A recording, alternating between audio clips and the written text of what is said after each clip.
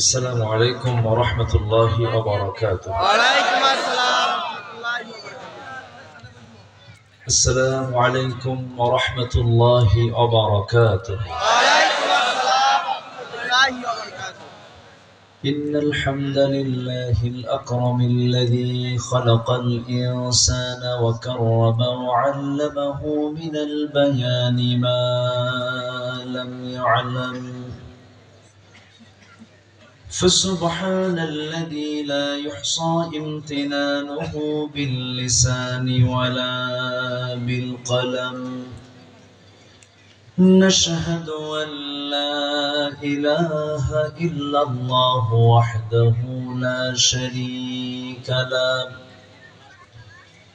ونشهد أن سيدنا وحبيبنا ومولانا محمدا عبده ورسوله الذي أرسله بالحق بشيرا ونذيرا وداعيا إلى الله بإذنه وسراجا منيرا.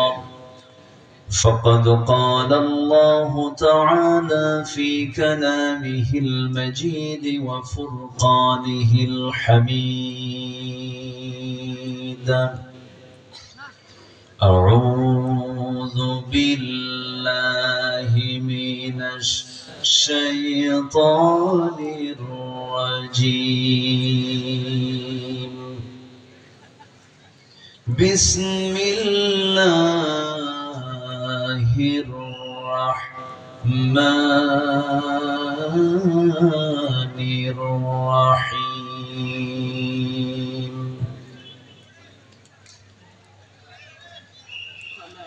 ومن الناس من يقول آمنا بالله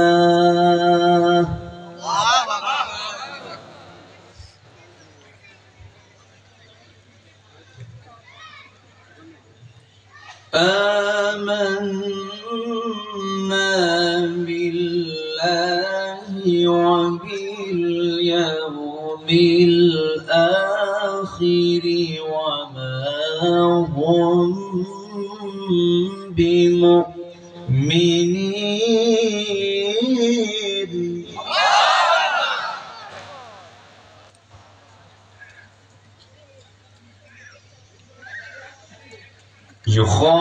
يخادعون الله والذين آمنوا وما يخدعون إلا أنفسهم وما يشعرون.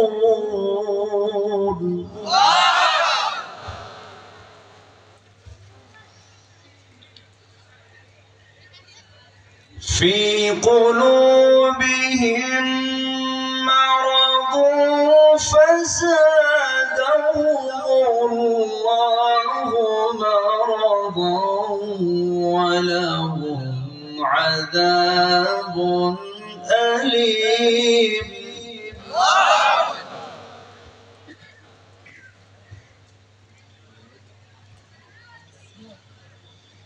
ولهم عذاب أليم بما كانوا يكذبون.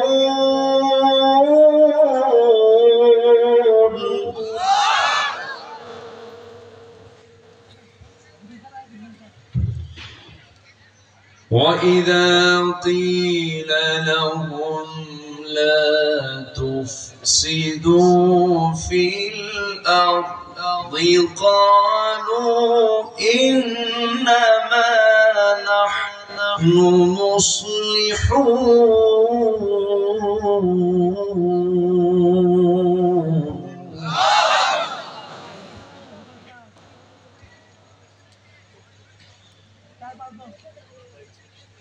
ألا إن أنهم هم المفسدون ولكن لا يشعرون.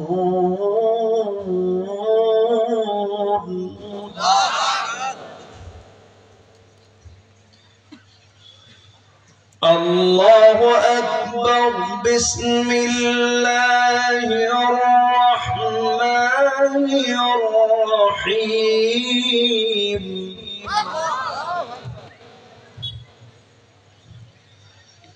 إن الله وملائكته يصلون على النبي يا أيها الذين آمنوا صلوا عليه وسلموا تسليما. اللهم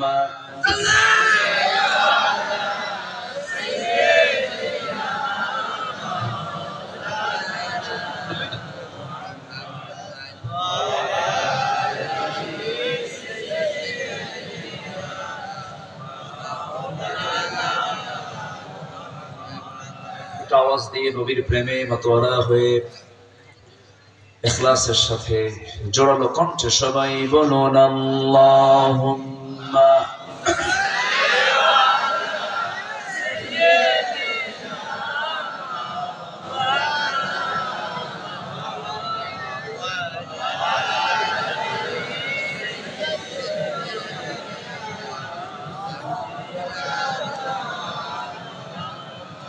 প্রাণের অধিক বেশি যার দাম রহমতাল লিল আলামিন।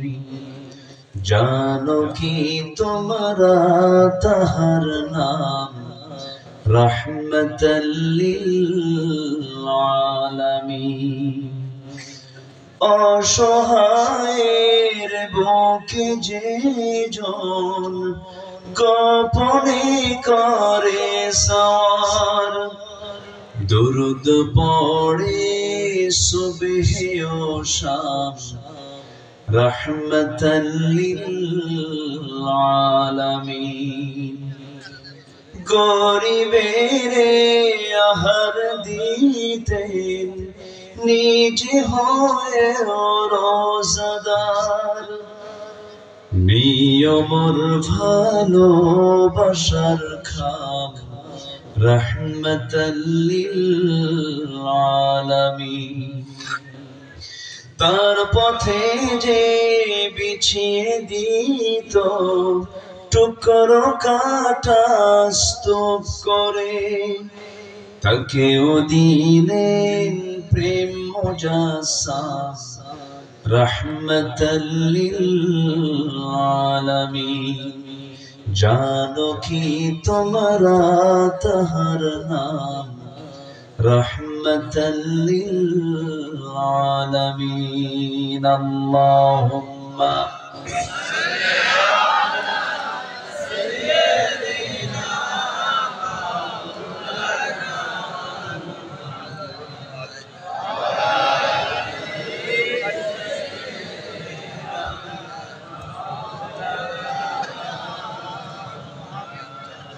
সবাই বলুন বালাগাল উলা বিকামালিহি কাশাফাত তুজা বিজামালিহি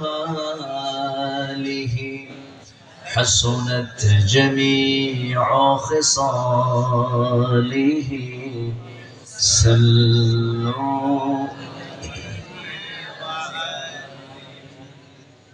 খুলনা অঞ্চলের কুষ্টিয়া জেলার ইসলামী ইউনিভার্সিটি ইবি থানা রাধানগর গ্রামবাসী মাহফিল ইন্তেজামী কমিটি কর্তৃক আয়োজিত চতুর্থ বার্ষিকী তাফসীরুল কোরআন মাহফিল 2025 দ্বিতীয় দিবসের সম্মানিত সুযোগ্য সভাপতি মনোহরদিয়া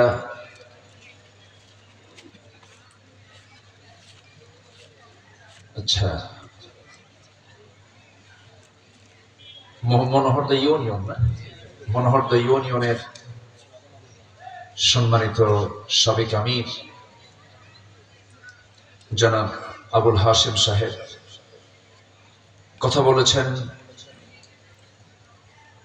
এদেশের বক্তৃতা অঙ্গনের একজন উজ্জ্বল নক্ষত্র, আমার শ্রদ্ধাভাজন ভাই, কুষ্টিয়ার কৃতি সন্তান হাফিজুল কোরআন মাওলানা জুলফিকার আলী। কথা বলেছেন মাওলানা আরিফুল ইসলাম বিন আনসার হাফিজাহুল্লাহ। আজকের মাহফিলের বরেণ্য অতিথি শহীদ কাফেলা, দুরুজয় কাফেলা, দক্ষিণ এশিয়ার বৃহত্তম ইসলামী সংগঠন বাংলাদেশ জামাত ইসলামীর সম্মানিত জেলা সেক্রেটারি,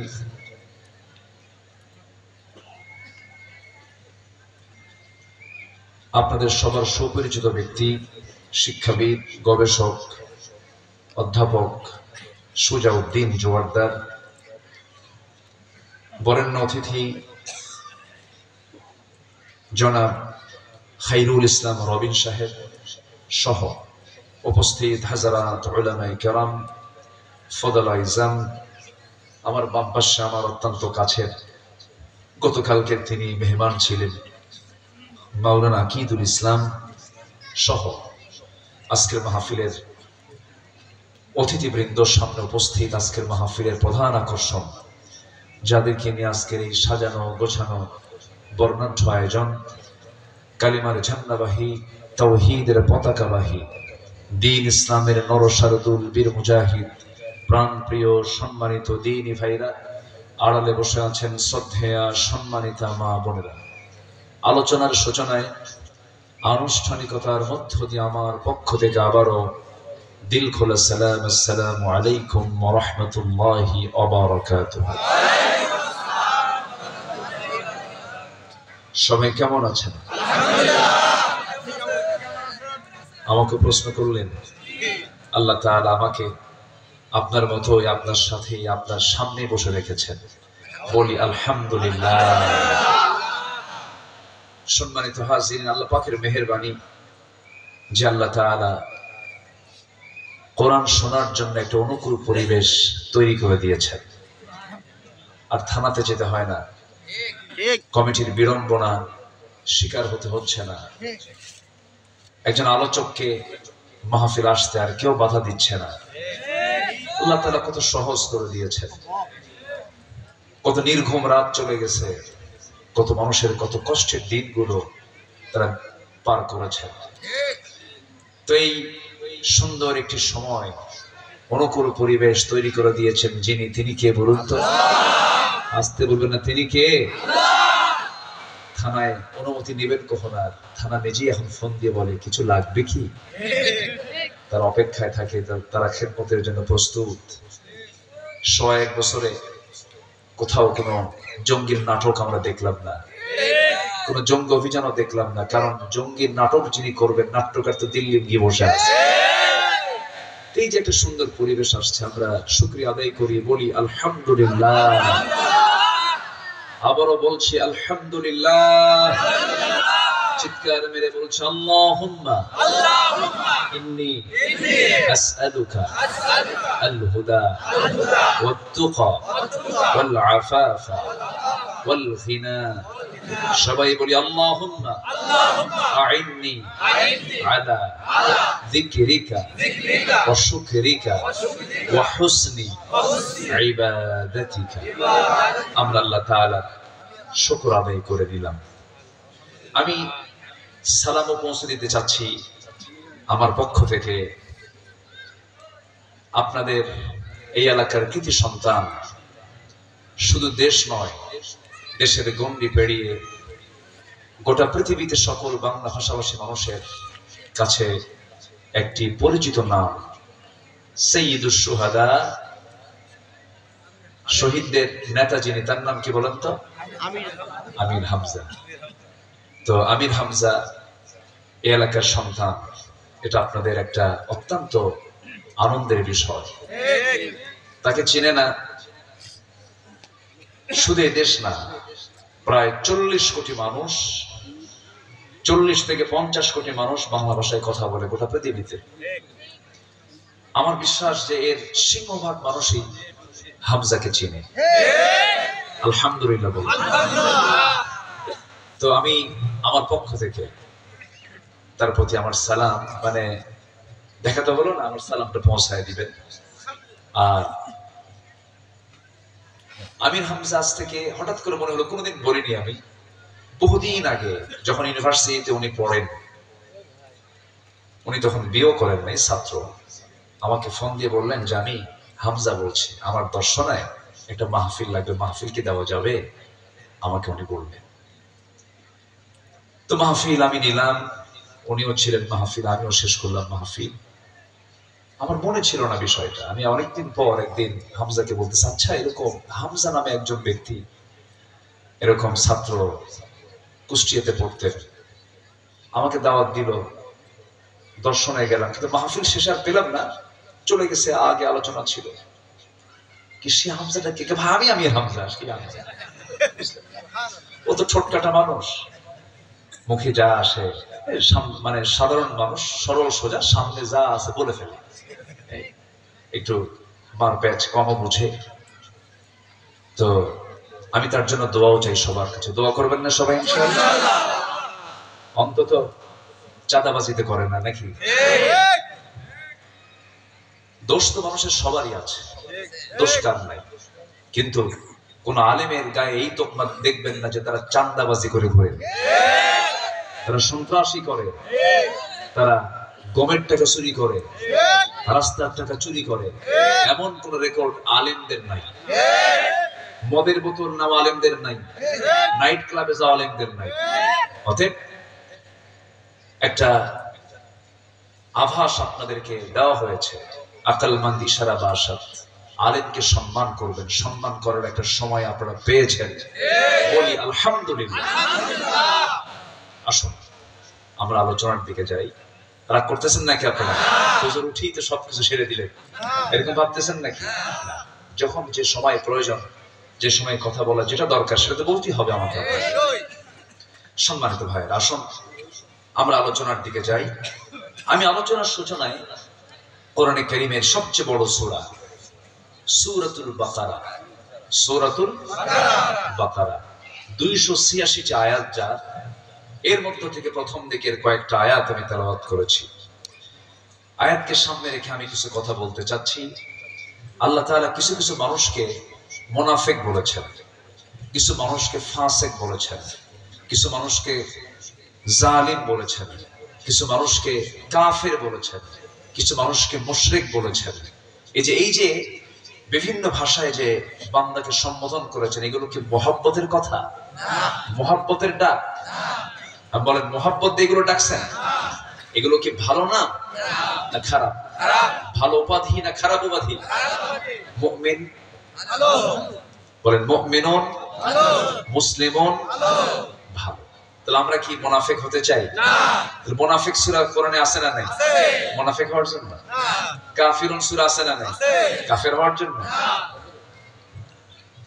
আমার বন্ধুগণ, আল্লাহ রাব্বুল আলামিন মুনাফিকদের জন্য কি অবস্থা রেখেছেন, কি ব্যবস্থা রেখেছেন, কি অবস্থায় তারা থাকবে তাও বলে দিয়েছেন, তাদের চরিত্র কেমন হবে। আমি যে বিষয়ে কথা আজকে বলতে চাচ্ছি, শুধুমাত্র নামাজ পড়লেই জান্নাত পাওয়া যাবে না, দান সাদকা করলেই জান্নাত পাওয়া যাবে না।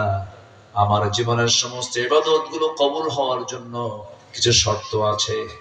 কিছু শর্ত সাপেক্ষে যদি আমরা সেই শর্তগুলো যদি পূরণ করতে পারি, আল্লাহ রাব্বুল আলামিন আমাদের মুখের যে চাওয়া পাওয়া করে দিবেন। যা বলবো তাই কবুল হবে কার দরবারে? যা বলবো তাই কবুল হয়ে যাবে। কিন্তু এই ইবাদত কবুলের কিছু অন্তরায় আছে, কিছু কিছু অপকর্ম কোনো বান্দার মধ্যে থাকলে পরে তার কোন ইবাদত আল্লাহর দরবারে মঞ্জুর হবে না। এর মধ্যে একটা হলো মুনাফিকি। মুনাফিক তো মনে হয় কুষ্টিয়াতে, সুজাউদ্দিন ভাই মুনাফিক কি আছে কুষ্টিয়াতে? মুনাফিক কুষ্টিয়াতে আছে? মুনাফিক আছে? মানুষ আছে যেখানে মুনাফিক আছে। আমার নবীর ঠিক পিছনে নামাজ পড়া লোকটা কি বলেন তো? মুনাফিক ছিল। নবীর পিছনেই দাঁড়াতো, চেহারাও সুন্দর ছিল, একদম সালমান এফ রহমান মার্কা। এত সুন্দর চেহারা সালমান এফ রহমানের, মানে খুব উজ্জ্বল চেহারা, মাথার চুল সাদা, দাড়ি সাদা, পোশাকও সাদা, কিন্তু মনে হয় আসমান থেকে কেবলই জিব্রাইল নাজিল হয়েছে, এত সুন্দর চেহারা।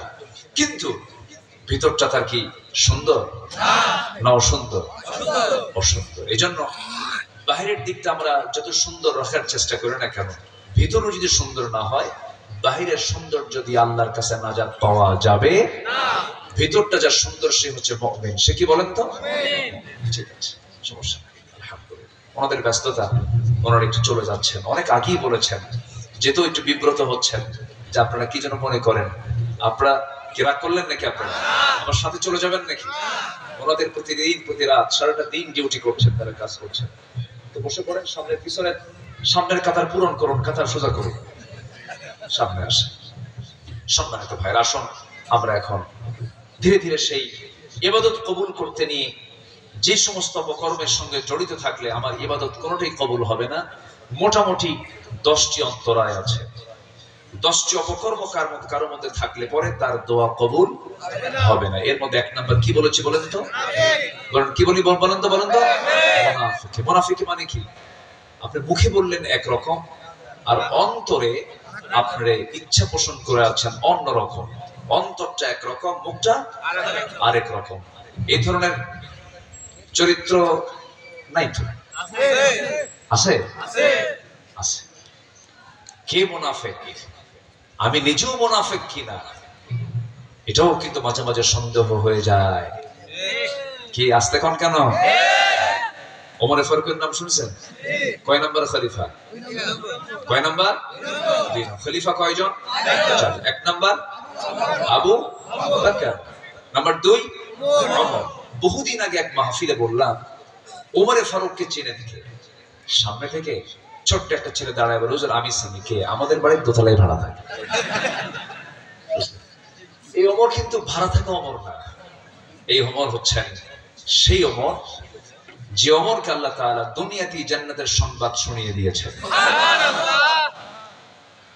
সেই ওমর ফারুক রাদিয়াল্লাহু তাআলা আনহু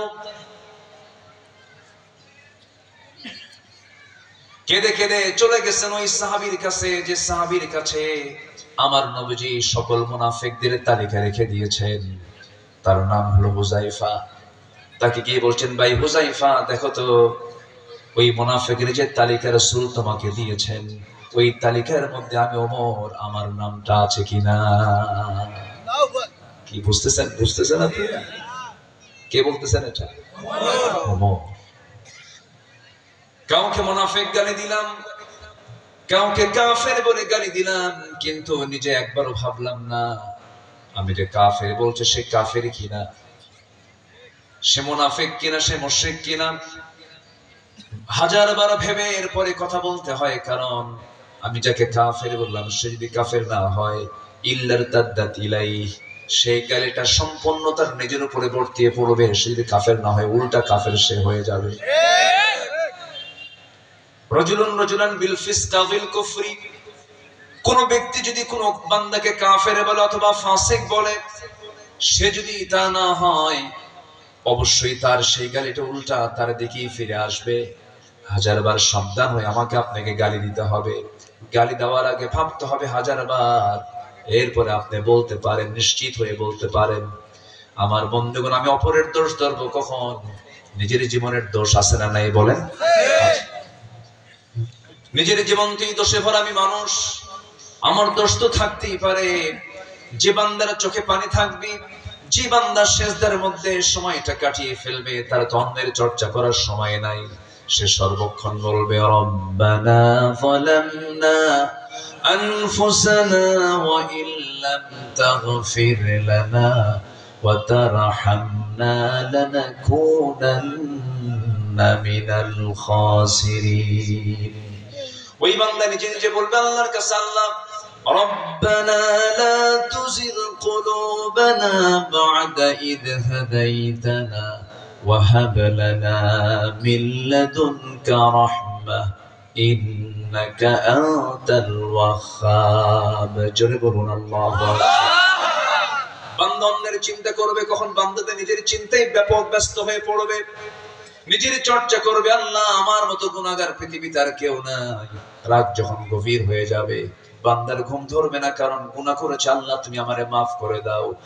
والذين يبيتون لربهم سجدا وقياما والذين يقولون ربنا اصرف عنا عذاب جهنم إن عذابها كان غراما إنها ساءت مستقرا ومقاما জোরে বলুন আল্লাহু আকবার। রাত গভীর হয়ে যাবে, সবাই ঘুমিয়ে পড়বে, আল্লাহর যারা পছন্দের বান্দা ঘুম আসবে না, শেষ রাতে দাঁড়িয়ে যাবে, চোখের পানি ফেলে ফেলে সেজদায় পড়ে কাঁদবে আর বলবে, আল্লাহ জাহান্নাম থেকে তুমি আল্লাহ আমাকে বাঁচায় দাও, তোমার রহমতের চাদর আবৃত করে নাও। এইরকম করে বারবার সে রোনাজারি করবে আল্লাহর কাছে, কারণ পৃথিবীর কোনো মানুষ আমার কান্নার মূল্য দিতে পারবে না। আমার কান্নার 16 আনা মূল্য যিনি দিবেন তিনি আমার কে? আসতে বলবেন না, তিনি আমার কে? স্ত্রীর সামনে বউ, স্ত্রীর সামনে স্বামী কাঁদবে, স্বামীর কান্না দেখে স্ত্রী বলবে, পুরুষ মানুষ এরকম করে কান্দে নাকি? স্ত্রী মূল্য দেবে না। আবার স্বামীর সামনে বউ কাঁদবে, স্বামী বলবে, মেয়ে মানুষ এমন করে কাঁদেই, মূল্য পাবে না। বন্ধুর সামনে বন্ধু কাঁদবে, এই তুমি কি এত দুর্বল কেন, তুমি এত কাঁদতেছো কেন? কেউ মূল্য দিবে না। কিন্তু কোন বান্দা যদি একমাত্র আল্লাহর ভয়ে, জাহান্নামের ভয়ে, পরকালের ভয়ে যদি এক ফোঁটা চোখের পানি যদি ফেলতে পারে, আল্লাহর দরবারে তা যদি মঞ্জুর হয়ে যায়, 7 সমুদ্রের পানি দিয়া জাহান্নাম নিভবে না, কিন্তু বান্দা এক ফোঁটা চোখের পানি দিয়া 7টা জাহান্নাম নিভে যাবে। আল্লাহ ওই বান্দাকে সোজা জান্নাতের মেহমান বানায় নিবে। আমরা কাঁদবো কার কাছে? মুনাফিকরা সব করতে পারে কিন্তু কাঁদতে পারে না। মুনাফিকরা খুব দুষ্ট, কিন্তু খুবই দুষ্ট। ইসলামের সবচেয়ে বড় ক্ষতি করেছে কাফের, মুশরিকরা, মুনাফিকরা। মুনাফিকরা, আমার দেশে মুনাফিক আছে না? মুনাফিক তো তারাই যারা শরিয়া আইনকে বিশ্বাস করে না। আছে কি না? আমি মুসলমান কিন্তু শরিয়া আইন মানি না। মুনাফিক কাকে বলে? আল্লাহ রাব্বুল আলামিন মুনাফিকের 1 নম্বরের চরিত্র বলেছেন, ইন্নাল মুনাফিকিনা লাকাযিবুন। মুনাফিকদের 1 নম্বরের চরিত্র হলো এরা খুব মিথ্যা কথা বলে। আমার দেশে এক শ্রেণীর নেতা আছে যাদের পুঁজি হলো মিথ্যা কথা বলা। আছে কিনা বলেন? মিথ্যা কথা বলে। এই 54 বছরে যারা ক্ষমতায় ছিল, আমরা কি সত্য কিছু পাইছি না মিথ্যা পাইছি? সত্য না মিথ্যা? মিথ্যা। রাগ করতেছেন নাকি আপনারা? কি পেলাম আমরা? কিছুই তো পাইলাম না। 54 বছর কম সময়, অর্ধ শতাব্দী পার হয়ে গেল। আমার দেশের নেতৃত্ব কত আসলো কত গেল, কিন্তু জাতির ভাগ্যের কোনো পরিবর্তন হলো না। প্রবাসী রেমিটেন্স পাঠায়, অশিক্ষিত কষ্ট করে, কৃষক মাঠে জমি চাষ করে চামড়া কালো বানায়, অর্থনীতিকে আগায় দেয়।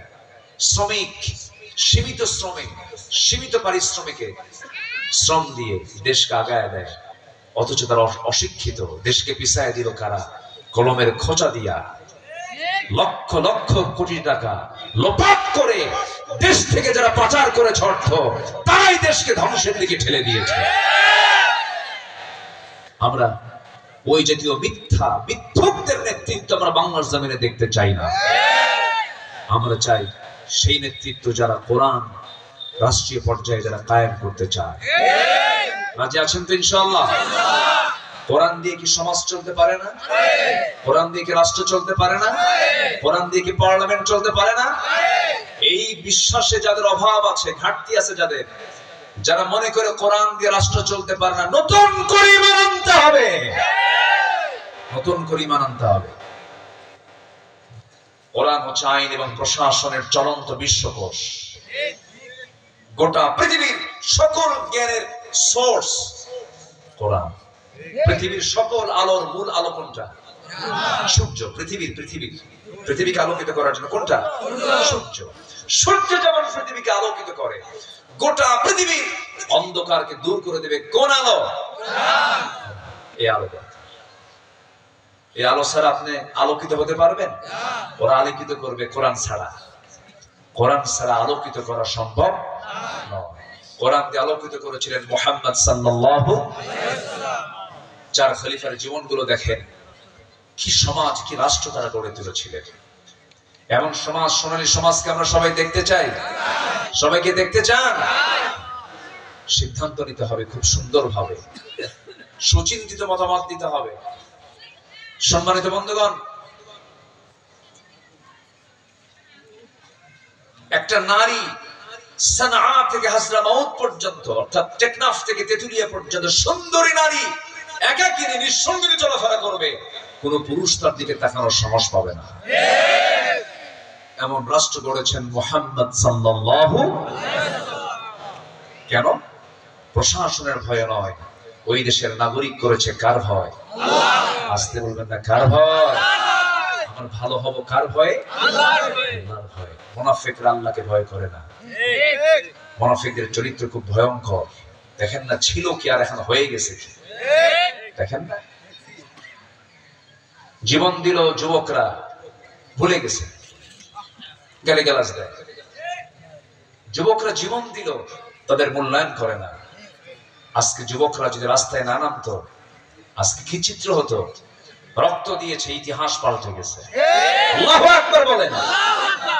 রক্ত দেওয়া তো সহজ না। যত রক্ত লাগে দেব, প্রয়োজনে লোক পাঠাবো, আমি যাব না। এগুলো হচ্ছে মুনাফিক। এগুলো কি বলেন? মুনাফিক। যুবকরা সব রক্ত দিয়েছে। আবু সাইদ মুগ্ধরা রক্ত দিয়েছে। রিয়ালি তারা মাঠে নেমেছে, কাজ করেছে, বুক পেতে দিয়েছে।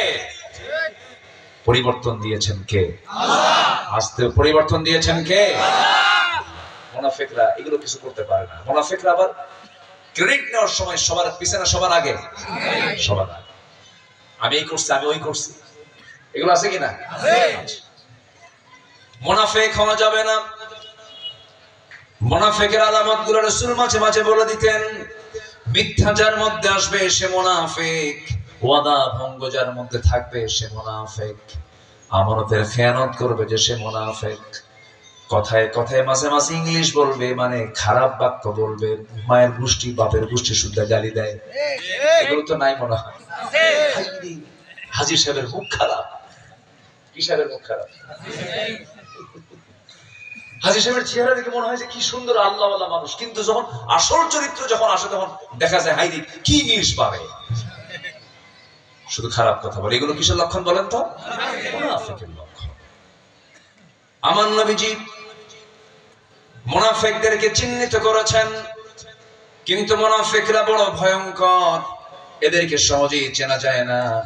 নামাজে চিনতে পারবেন না, রোজায় চিনতে পারবেন না, দান সাদকে চিনতে পারবেন না, তবে মুনাফিককে চেনা যায় হলো জিহাদের ময়দানে। মুনাফিককে চেনা যায় হলো ফজর নামাজে। মুনাফিককে চিনতে হলে ফজর নামাজ তালাশ করবেন। মুনাফিকরা সব নামাজ পড়তে পারে, কিন্তু ফজর নামাজে যেতে পারে না। ফজর নামাজে যেতে পারে না। আমাদের মসজিদে সবচেয়ে বেশি মুসল্লি হয় ফজর নামাজে না? হ্যাঁ, কই গেছেন তাহলে বলেন? কোথায় আছি আমরা বলেন? নিজে নিজে সব কিন্তু আমরা নিজে নিজেরা সংশোধন হব, এই চিন্তা চেতনা করেই কিন্তু আমার আলোচনা শুরু হয়েছে। ফজর নামাজে যে যেতে পারে না, কিছু হাদিসের বর্ণনায় আসছে মুনাফিক চেনার উপায় হলো যে ফজর নামাজে যেতে পারে না। মারাত্মক বিষয়। কিন্তু মুনাফিকরা ফজর নামাজ পড়তে পারে না। আমার দেশের এমন মসজিদ আছে, মসজিদে ফজর নামাজের সময় তিনটা মুসল্লি খুঁজে পাওয়া যায়। এক নাম্বার হলো ইমাম, নাম্বার 2 হলো মুয়াজ্জিন, নাম্বার 3 হলো খাদেম। চাকরি না থাকলে তিনটাও থাকতো না। মসজিদ পাকা হয়ে গেছে, সেটা তো নিয়ন্ত্রিত হয়ে গেছে। এরপরে টাইলস দিয়ে চাকচিক্যময় মসজিদ হয়ে গেছে, কিন্তু মুসল্লি নাই। কিন্তু আমার নবী যে মসজিদে নববী গড়ে তুলেছিলেন, ইতিমের কাছ থেকে জায়গাটা কিনে যে মসজিদ বানিয়েছিলেন, মসজিদের খুঁটি ছিল হলো খেজুর গাছের খুঁটি কাণ্ড, ছাদটা ছিল হলো খেজুর গাছের ডাল, বেড়া ছিল খেজুর গাছের পাতা দিয়া। আমার নবী সেই খেজুর গাছের পাতার মসজিদে যে নামাজ পড়েছেন, সেই নামাজটাই হলো জীবন্ত নামাজ। যেরকম সুবহানাল্লাহ। এখন মসজিদ হয়ে গেছে পাকা, ঈমান হয়ে গেছে কি? আর আগে ছিল মসজিদ হলো কাঁচা, ঈমান ছিল। নামাজ হতে হবে পাকা, ঈমান হতে হবে পাকা। আমার নবীর যুগেও মুনাফিক ছিল, মুনাফিকরা বড় ভয়ঙ্কর। নবীকে সবচেয়ে বেশি ডিস্টার্ব করেছে মুনাফিকেরা। বদর যুদ্ধকে এগিয়ে দিয়েছে মুনাফিকেরা, উহুদ যুদ্ধকে এগিয়ে দিয়েছে মুনাফিকেরা। নবীর পরিবারে অশান্তি সৃষ্টি করেছে মুনাফিকেরা। আমার নবীর দেহের মধ্যে বিষ ঢুকিয়ে দিয়েছিল এই মুনাফিকেরা। সব জায়গায় ষড়যন্ত্র করেছে এই মুনাফিকেরা। আমার বন্ধুগণ, কিন্তু মুনাফিক আল্লাহ রাব্বুল আলামিন চিহ্নিত করে দিয়েছেন, রাসূলকে জানিয়ে দিয়েছেন মুনাফিকরা কোথায় যাবে। ইন্নাল মুনাফিকিনা ফিদ দারকিল আসফালি মিনান নার ওয়া লা তাজিদ লাহুম নাসীরা। জোরে বলুন আল্লাহু আকবার। মুনাফিকদের জন্য আল্লাহ রাব্বুল আলামিন জাহান্নামের সর্বনিম্ন স্তর তাদের জন্য বরাদ্দ করেছেন। তাদেরকে দিয়ে জাহান্নাম উদ্বোধন করা হবে। আমার নবীর জীবদ্দশা এক মুনাফিক দুনিয়া থেকে বিদায় নিয়ে নিল। নবীর কাছে সংবাদ এলো, হুজুর মুনাফিকদের নেতা দুনিয়া থেকে বিদায় নিয়েছে। আমার নবীজি শুনলেন। কিছুক্ষণ পর দেখতে পেলেন নবীজির সামনে সেই সাহাবী চলে আসছে যারা বাবাই মুনাফিক ছিল। মুনাফিক সর্দারের সন্তান আমার নবীর প্রিয় সাহাবী ছিলেন। এসে বলছেন, ইয়া রাসূলুল্লাহ, আমি জানি আমার বাবা খারাপ মানুষ, আমার বাবা মুনাফিক, কিন্তু আমার বাপ তো হয়, বাবার প্রতি তো টান প্রত্যেক সন্তানের থেকেই যাবে। হুজুর আমার আব্বা দুনিয়া থেকে বিদায় নিয়েছেন, মেহেরবানি করে যদি আমি আপনার কাছে একটা জিনিস চাই, আপনি দিবেন নাকি? রাসূল বলছেন, আমার প্রিয় সাহাবী, তুমি কি চাও বলো, কি বলতে আসছো বলো, তুমি বলে ফেলো। বলছেন, হুজুর আমার বাপ খারাপ মানুষ আমি জানি, মুনাফিক তো আমি জানি, কিন্তু আমার বাবা দুনিয়া থেকে বিদায় নিয়েছেন। তার কাপড়ের জন্য আমি চাচ্ছিলাম আপনার বরকতময় একটা জুব্বা চাচ্ছিলাম, আপনি কি আমাকে দিবেন নাকি? প্রতিটি সন্তানের টান বাবা মার উপরে আছে না নাই? সেই টান নবীর সামনে উপস্থাপন করলেন। নবী ছিলেন দয়ার সাগর, নবীজি মানা করতে পারলেন না। নবীজি এবার বলছেন, আমার প্রিয় সাহাবী, তুমি যখন সব করেই ফেলেছো, আমার একটা জুব্বা তোমাকে দিয়ে দিলাম, যাও তোমার বাবাকে পড়ায়া দাও। নিয়ে চলে গেলেন, গোসল করায় দিলেন, জুব্বাটা পড়ায়া দিয়েছেন, নবীর বরকতের দেহের জুব্বা পড়ায়া দিয়েছেন মুনাফিকের গায়ে। কিছুক্ষণ পর নবীর কাছে এসে বলছেন, ইয়া রাসূলুল্লাহ, আমি আপনার সাহাবী হয়ে আপনার কাছে একটা আরজি রাখবো। কি আরজি রাখবে বলো? আমার বাবা যদিও খারাপ মানুষ, কিন্তু আমি চাই আপনি আমার বাবার একটু জানাজা নামাজ পড়ায় দিবেন। আমার নবীজি বললেন, সাহাবী, তুমি আমার প্রিয় সাহাবী, তুমি যেহেতু মনক্ষুণ্ণ হয়ে যাবে, কষ্ট পাবে, আমি চাই না, চলো জানাজায় আমিও যাব। রাসূল নিজেও জানাজায় চলে গেলেন। পিছন থেকে সাইয়েদনা ওমর ফারুক রাদিয়াল্লাহু তাআলা আনহু পিছন দিক থেকে আস্তে করে তার জুব্বা টান দেন আর বলছেন, ইয়া রাসূলুল্লাহ, মুনাফিকদের জানাজা আপনি কেন দাঁড়াচ্ছেন?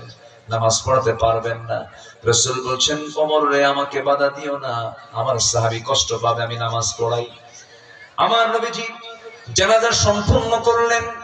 সম্পূর্ণ হওয়ার সঙ্গে সঙ্গে আল্লাহর পক্ষ থেকে ফয়সালা হয়ে গেল, আয়াত নাযিল হয়ে গেল। রাসূলকে জানায় দেওয়া হলো, আপনি যদি এই মুনাফিকের জন্য 70 মাররাতান 70 বার যদি আপনি দোয়া করেন, আল্লাহর দরবারে আপনার দোয়া কখনো কবুল হবে না। কারণ মুনাফিকের জন্য আল্লাহর নবী পর্যন্ত দোয়া করলেও সে দোয়া আমি আল্লাহ কবুল করব না।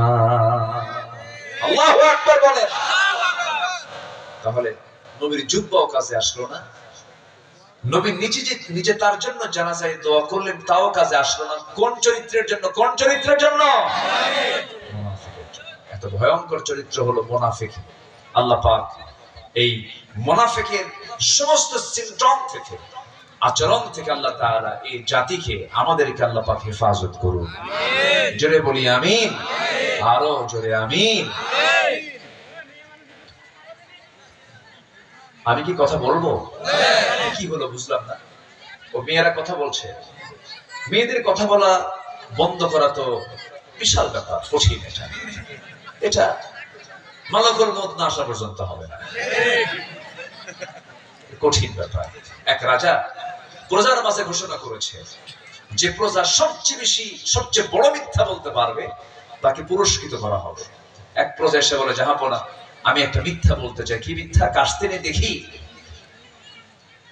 একটা মশা একটা হাতিরে খায় ফেলছে। রাজা বলে, এটা কোনো মিথ্যাই হলো না। এটা কি হলো মিথ্যা? এটা হলো না মিথ্যা। আরেকজন এসে বলে, রাজা আমি একটা মিথ্যা বলতে চাই। কি? কাশতেনে দেখি দুই মহিলা পাশাপাশি বসেছে, চোখাচোখি হয়েছে, কিন্তু তাদের মাঝে কোনো কথা হয় নাই।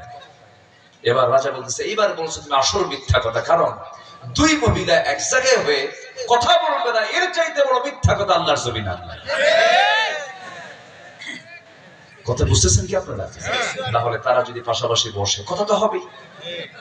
আমার মা বোন যারা আসছেন, কোরআনকে সম্মান জানিয়ে, কোরআনের সম্মানে একটা আওয়াজ যেন আপনার মুখ থেকে না বের হয়। আমি লক্ষ্য করছি আপনার আওয়াজটা মঞ্চ পর্যন্ত আসছে। এটা কেমন কথা? আমি মা বোনদের করজোরে মিনতি জানাই, দয়া করে কোন আওয়াজ যেন আমার কানে, শ্রোতার কানে এসে মাহফিলের শৃঙ্খলা ভঙ্গ যেন না হয়, নচেত শৃঙ্খলা ভঙ্গের মামলার আপনার আসামিও হতে পারে। ঠিক কিনা কম? হতে পারে। এই জন্য আমার মা একটু চুপচাপ থাকেন। আসুন, আমি ধীরে ধীরে আমার পয়েন্টের দিকে আস্তে আস্তে যাচ্ছি। আমি কি আলোচনা চালিয়ে যাবো তো নাকি? আপনারা কি চলে যাবেন? কি কতক্ষণ থাকবেন বলেন? সারা রাত? সারা রাত থাকা যাবে না, জানাজা সহ থাকবেন। এতক্ষণ ওয়াজ করা যায়? থাকবেন। আমি যতক্ষণ আছি আপনি ততক্ষণ থাকবেন। শেষ হবে কি দিয়া? বলুন কি দিয়া? কি দিয়া শেষ হবে? দোয়া দিয়ে। একটা ভাই যেন আমি যেন না দেখতে পাই যে উঠে দাঁড়াইছেন, চলে গেছেন। এই মাহফিলের আদব যে রক্ষা করতে পারবে, কোরআন তার পক্ষে সুপারিশ করতে পারে। এই জন্য বসুন, কোরআনের সম্মানে আমরা বসে যাই। একজনও যেন শয়তানের ওয়াসওয়াসায় পড়ে যেন না ওঠার চিন্তা করি। আল্লাহ কবুল করুন, জোরে বলি আমিন। তাহলে এক নম্বর পয়েন্ট চলে গেল, মুনাফিকের চরিত্র নিয়ে আল্লাহর দরবারে কোনো ইবাদত কবুল হবে না। একটু কানে লাগাবেন, মনোযোগ দিয়ে কথাগুলো শুনবেন। নাম্বার 2 হলো, ওই সমস্ত বান্দার কোন ইবাদত আল্লাহর দরবারে মঞ্জুর হবে না যাদের ভিতরে নামাজের মধ্যে নামাজের আলস্য আছে। নামাজে যাদের অলসতা আছে তাদের কোনো দোয়া কবুল হবে না।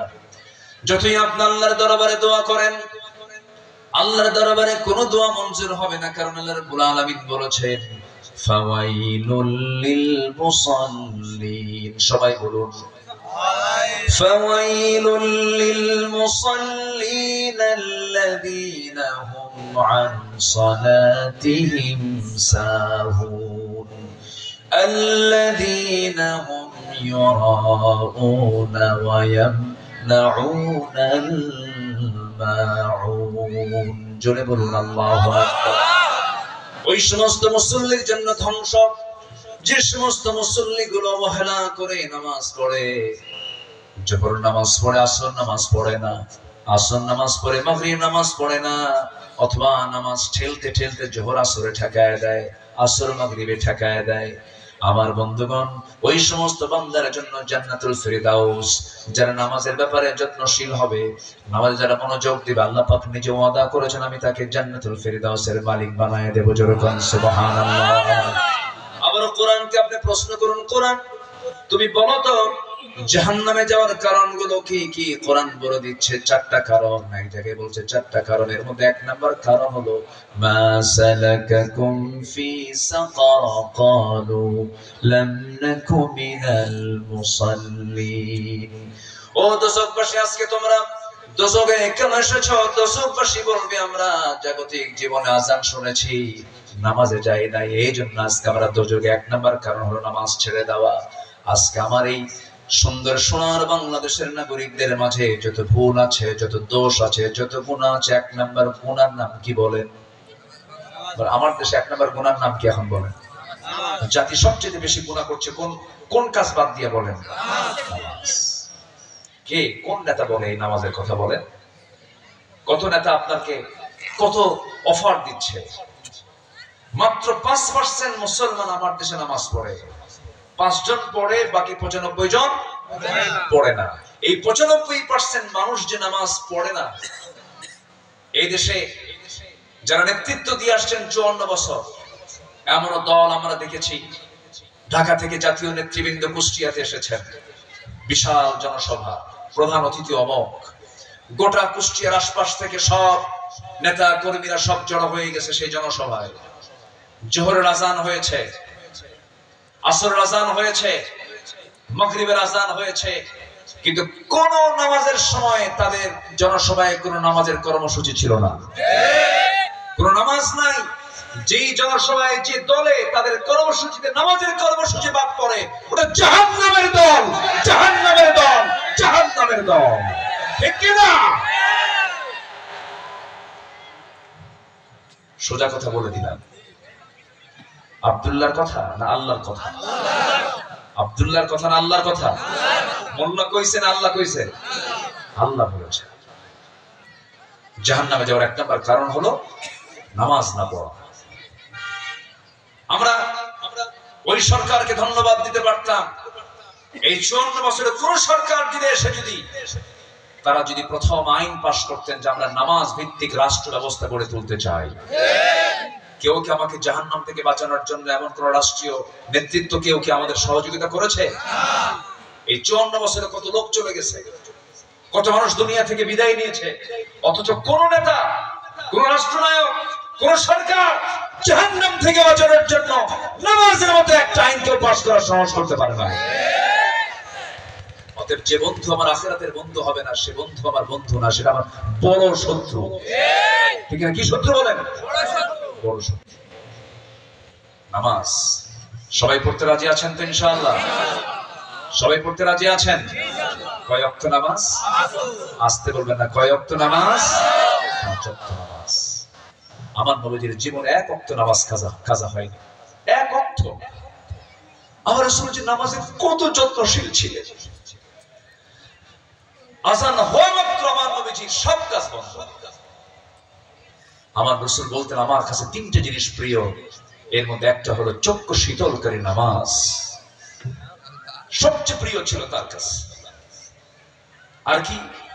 রাসূল বললেন আমার কাছে সবচেয়ে প্রিয় হলো সুগন্ধি আতর, তিনি লাগাতে খুব পছন্দ করতেন। আর তার উম্মত লাগায় হলো বিড়ি। তার উম্মত লাগায় কি?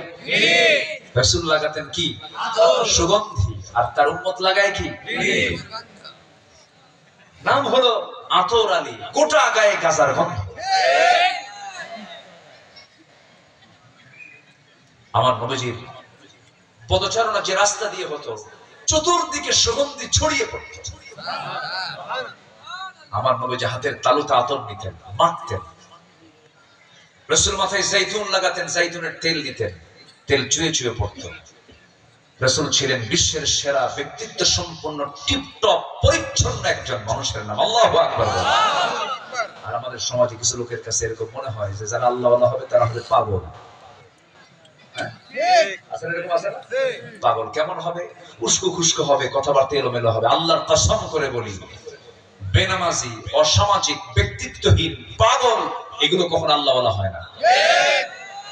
যে আল্লাহওয়ালা হবেন তার কথা, তার চাল চলন, আচার ব্যবহার, পোশাক আশাক সবকিছু দিয়ে তার ব্যক্তিত্ব ফুটে উঠবে। তিনি হবেন আল্লাহওয়ালা। আমার নবীজি বিশ্বের সেরা আল্লাহওয়ালা ছিলেন। তার চাইতে বড় বুজুর্গ পৃথিবীর কেউ ছিল না।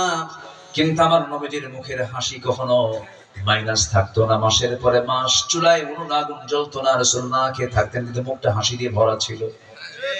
ঘরের মধ্যে যেতেন, ঘরটা আলোকিত হয়ে যেত। স্ত্রীর মাঝে যেতেন, স্বামী হয়ে যেতেন। সন্তানদের মাঝে বাবা হয়ে যেতেন। নাতির সামনে নানা হয়ে যেতেন। যুদ্ধের যোদ্ধা হয়ে যেতেন। মসজিদ ইমাম হয়ে যেতেন। ব্যবসায়ীর নেতা হয়ে যেতেন। শ্রম দিতে গেছেন, শ্রমিকদের নেতা হয়ে গেছেন, সৈনিকদের সেনাপতি হয়ে গেছেন, এমন কোন দিক এবং বিভাগ নাই যা তার মধ্যে অনুপস্থিত ছিল। তিনি ছিলেন বিশ্বের সেরা আল্লাহওয়ালা মানুষ। আমার বন্ধুগণরা, রহবানিয়াত ফিল ইসলাম, ইসলামে কোনো বৈরাগ্যবাদ নাই, ইসলামে কোনো বৈরাগ্য নাই। আমার উম্মতের বৈরাগ্য হলো জিহাদের ময়দান। জোরে কোন সুবহানাল্লাহ। ফকির সাজবেন, ভণ্ডামি করবেন, মস বড় করবেন, আসলে এরকম ভণ্ডামি আছে না নাই? আছে না নাই? কুষ্টিয়াটা আর একটু ভালোই আছে না?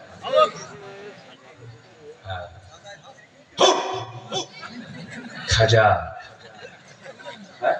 দিল কর তাজা, ইসমে জালাল গজার কুলকি খাওয়া হালাল। যেরকম নাউজুবিল্লাহ। পানির তলে মোমবাতি, বাবা বাতাসে নেভে না, বাবার নামে হালকা দিলে ওযু গোসল লাগে না। ওযুও লাগে না, গোসলও লাগে না। কেন? কুজুর পানি এটাও পানি, আর পেশাব করলে ওটাও পানি, ওই পানি ছাড়লে আবার এই পানিতে ওযু করতে হবে। এটা কি দরকার? দেখছেন কত বড় হারামি এগুলো, শয়তানি এগুলো। আছে না নাই? আছে না নাই? দুষ্ট এগুলো, এগুলোর ধারে পাশে যাবেন না। বহুদিন আগে গাবতলী দিয়ে আমি আসতেছি, ঢাকার গাবতলী দিয়ে, দেখি যে ফুটপাত দিয়ে এক সালার চট পড়ে যাচ্ছে, এরকম দরবেশ। এগুলো দরবেশ কয় তো? দুনিয়া ভোলা মানুষ মনে করে। দুনিয়া ভোলা না, ওরাই সবচেয়ে বেশি চালাক। তো রাস্তা দিয়ে হাঁটতেছে, সালার চট পড়ে পড়ে পিছন থেকে কিছু পাগল গিয়ে পিছন থেকে বলে, বাবা, ও বাবা, বাবা গো, বারবার ডাকতেছে। বাবা কোনো কথা বলে না। বাবা সামনে যেতে যেতেই ওই হাঁটতেছে আর পেশাব করতেছে। পিছন থেকে এই পাগল গুলো বলে, এই তো বাবার রহমতের পানি ঝরা শুরু হয়েছে। মানুষ কি এতটাই পাগল হয়? আমার নবী কি ছিলেন? কোন শিশুর মাথায় হাত রাখতেন, গোটা শরীর সুগন্ধে ভরপুর হয়ে গেছে। আমার নবীজি ব্যক্তিত্ব সম্পন্ন মানুষ ছিলেন। নবীজি একদিন বয়ান করছেন, এমন করে এক যুবক পাশে দাঁড়ায় আছে, বসার জায়গা পায় না। আমার রাসূল বলেন, যুবক বসার জায়গা পাচ্ছ না মনে হয় না? নবীজি করলেন কি, নিজের চাদরটা তার দিকে ফিকা মেরে বললেন, যুবক, আমার চাদরটা দিলাম, তুমি আমার চাদরটা জমিনে পেরে ওখানে বসে পড়ো। কাউকে তিনি খাটো করেন নাই, নিজের মাকে দেখতে পান নাই। জন্মের পূর্বেই বাপ মারা গেছে, জন্মের 5 বছরে মা মারা গেছে। যে দুধমার ঘরে ওই বনু সাদে কয়েকদিন আগে ঘুরে আসলাম, বনু সাদ, তায়েফ বনু সাদে যেতে হয়।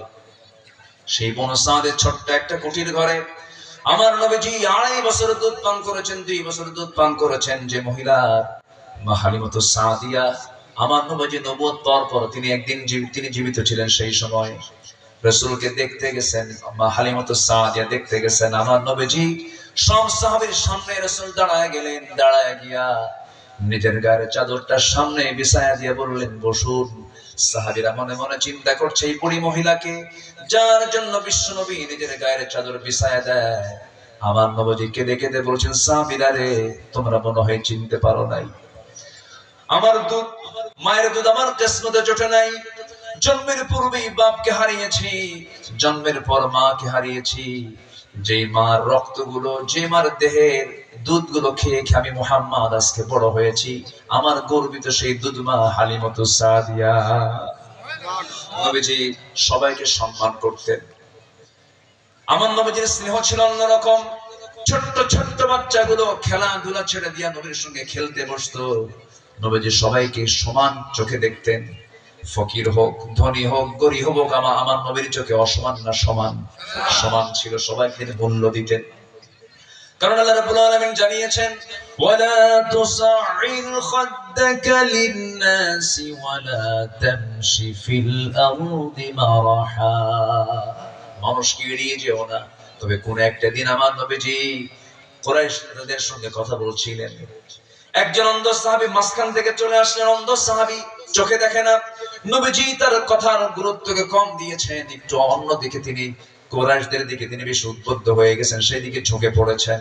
আল্লাহর পক্ষ থেকে আয়াত নাযিল হলো, আবাসা ওয়া তাওয়াল্লা আন জাআহুল আ'মা ওয়া মা ইউদরিকা লাআল্লাহু ইয়াযাক্কা।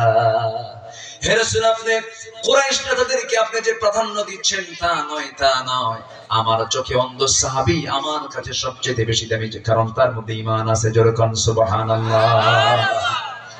আমার বন্ধুগণ, আমার ভাইয়েরা, সেই নবীজি জীবনে এক ওয়াক্ত নামাজ কাজা করেছেন এমন কোন রেকর্ড নাই। নামাজের মধ্যে তার কোনো আলস্য ছিল না। নামাজে যখন তিনি দাঁড়াতেন সময় নিতেন কম না সময় নিতেন বেশি? ইমানদার বান্দারা নামাজের সময় নেবে কম না বেশি? লম্বা সময় নিয়ে নেবে, কারণ আল্লাহর সঙ্গে যত বেশি কথা বলবো আল্লাহ তত নিকটে চলে আসবেন। কোন কোন রাত চলে গেছে আমার নবীজি, গোটা রাত চলে গেছে, ঘন্টার পরে ঘন্টা রুকুতে চলে গেছে, ঘন্টার পরে ঘন্টা সেজদায় চলে গেছে। আমার নবীজির গোটা রাত জুড়ে তেলাওয়াত মিলে, সেজদা মিলে, রুকু মিলে গোটা রাতে তার 2 রাকাত নামাজ কোনো মতো শেষ হয়েছে। এত লম্বা নামাজ তিনি পড়েছেন, নামাজের গুরুত্ব তিনি দিয়ে নামাজটা আদায় করেছেন, লম্বা লম্বা সূরা দিয়েছেন। আমার বন্ধুগণ, এই তো কয়েকদিন আগে ফজর নামাজ মদিনার মসজিদে পড়ে আসলাম, মাসখানেক আগে।